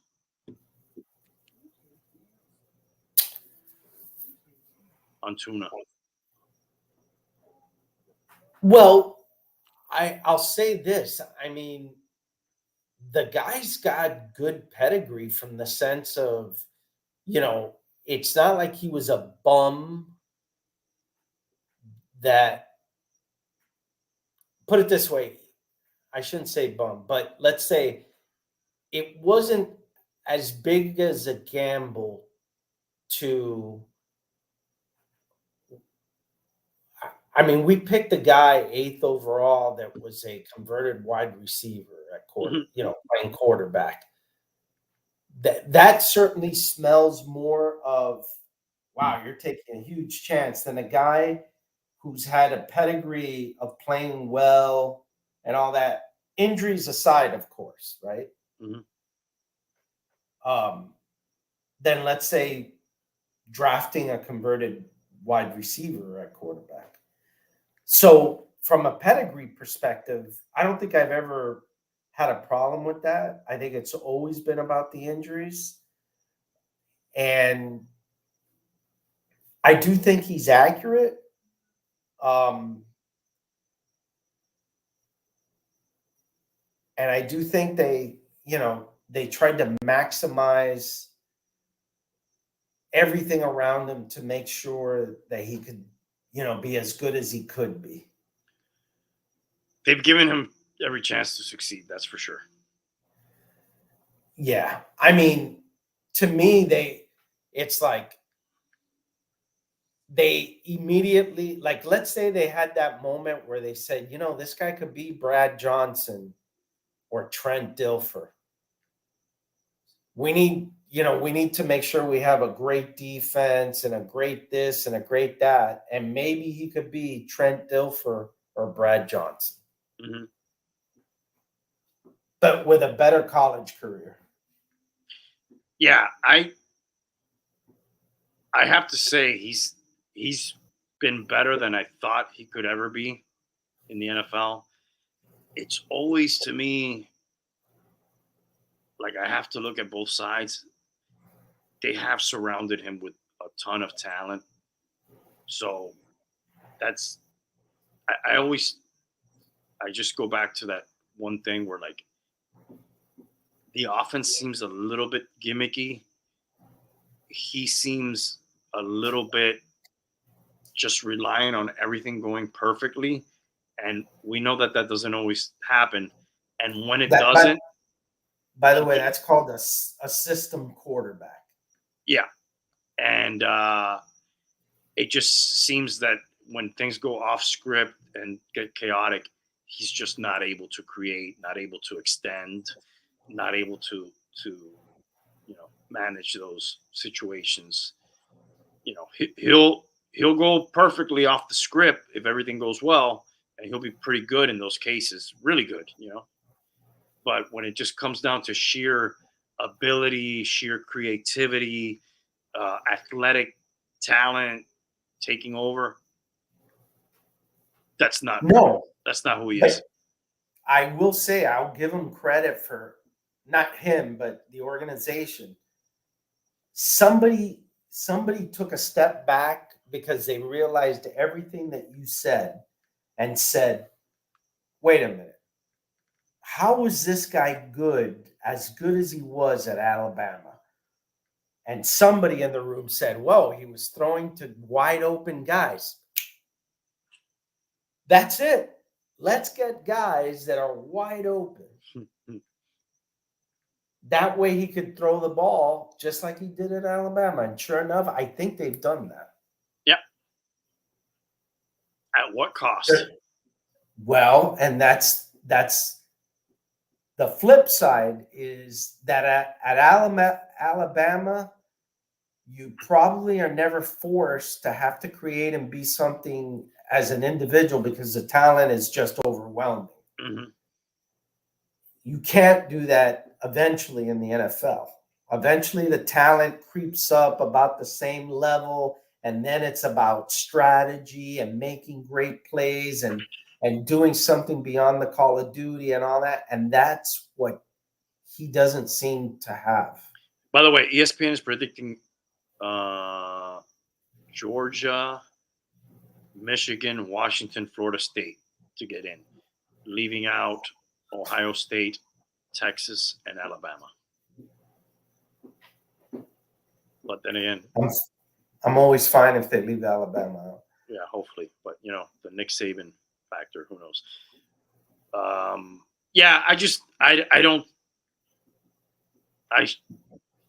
think the team is talented. I think if things go perfectly, yes, we could do some damage. I just know from all the football I've watched, things don't always go perfectly. There's going to be times when your quarterback needs to make the play when things break down. I haven't seen any evidence that he can do that. And I said this last year, and I'll say it this year. But he's gotten better. He's gotten better. I got to say that. I will say this. I said it last year around this time, and I'll say it again. This offense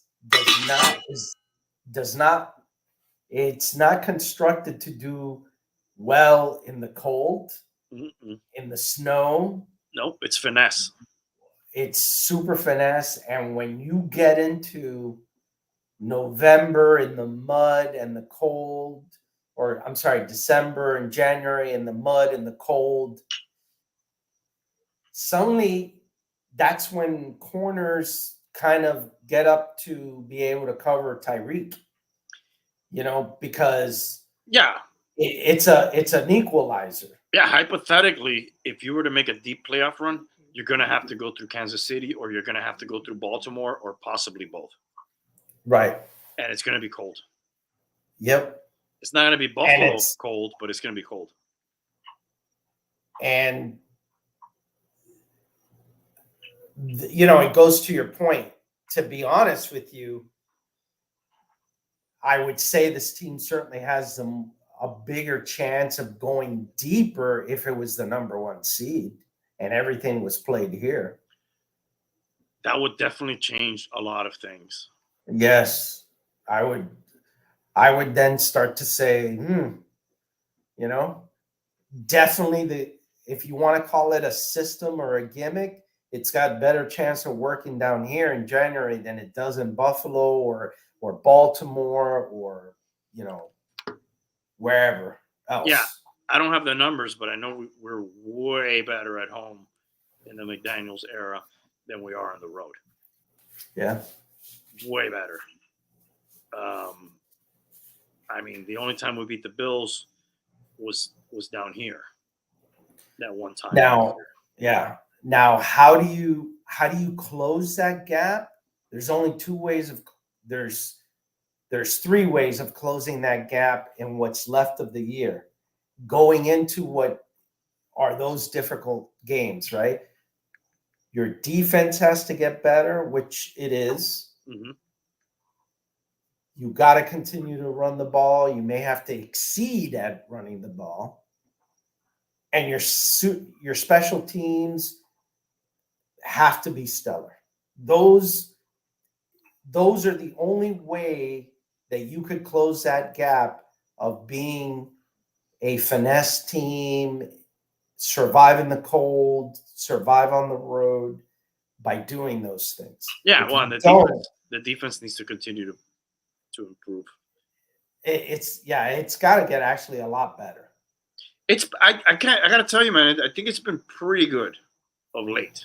Yes, but it's got to get better to close the gap of moving away from being a gimmicky system finesse offense to an offense that could win or a team that could win anywhere.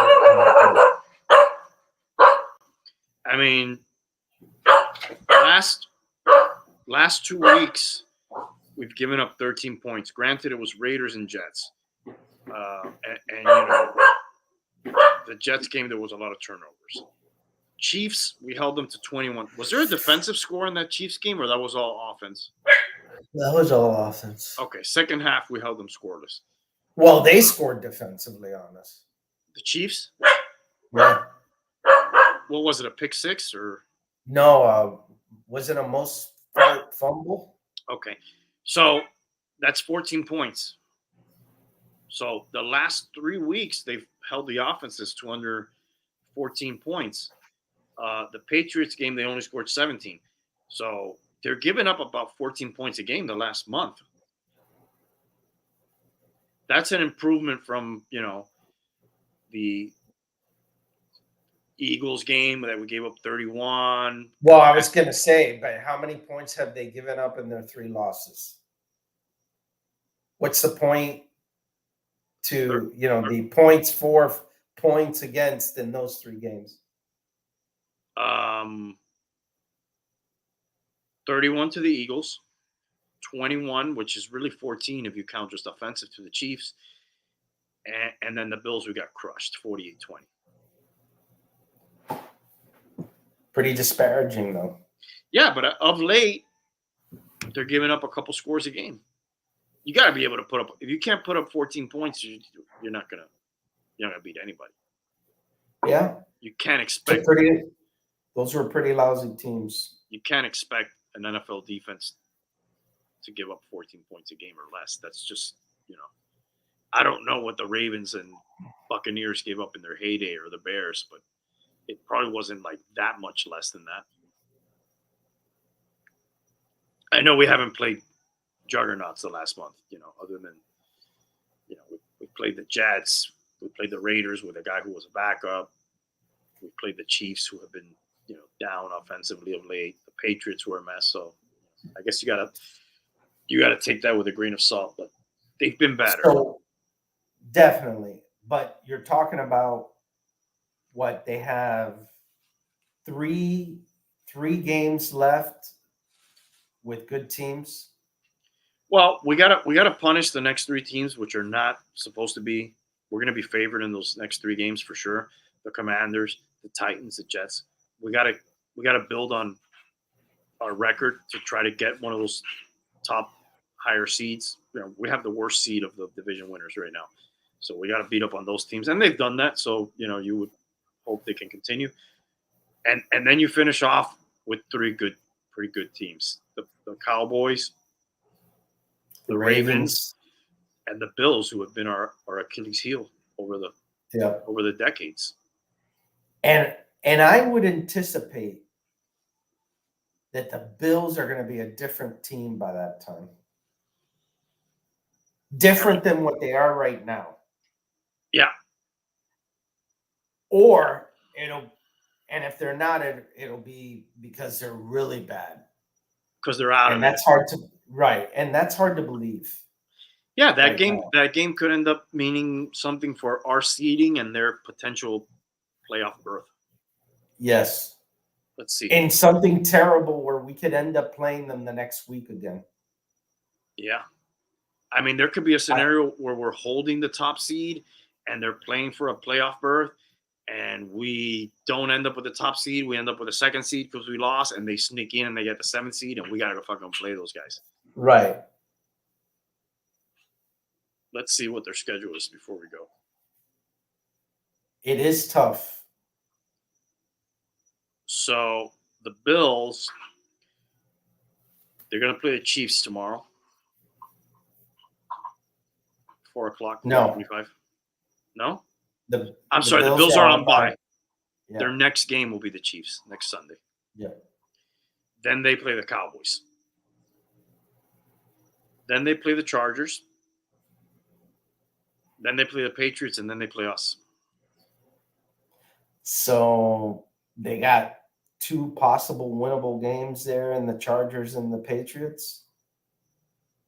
Yeah, I guess the key to that is going to be what they do against the Chiefs and what they do against the Cowboys. Because if they can win one of those 2 games and then come in here on a 2-game win streak after beating the Chargers and the Patriots potentially, that game's going to probably mean something. So if we play the Cowboys, let's say we lose to the Cowboys and the Ravens, right? Mm-hmm. That puts, and we win the Titans, Commanders, and Jets. So that makes us 11 and 5. Mm-hmm.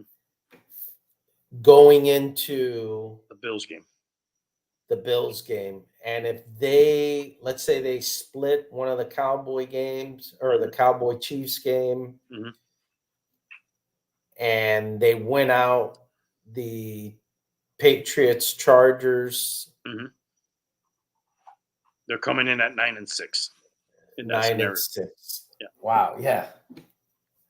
Which that would lead you to believe, if those scenarios play out, that we're fighting for one of those 2, 1, 3. I don't know about 1, but maybe 2 or 3, and they're fighting for that last spot, and that there's a possibility that we play them again in the playoffs. Yeah. I could see that so clearly. And then that is a classic Miami Dolphins scenario where we're having what we think is one of our best seasons, but it may just be a replay of last year, except 2 is playing.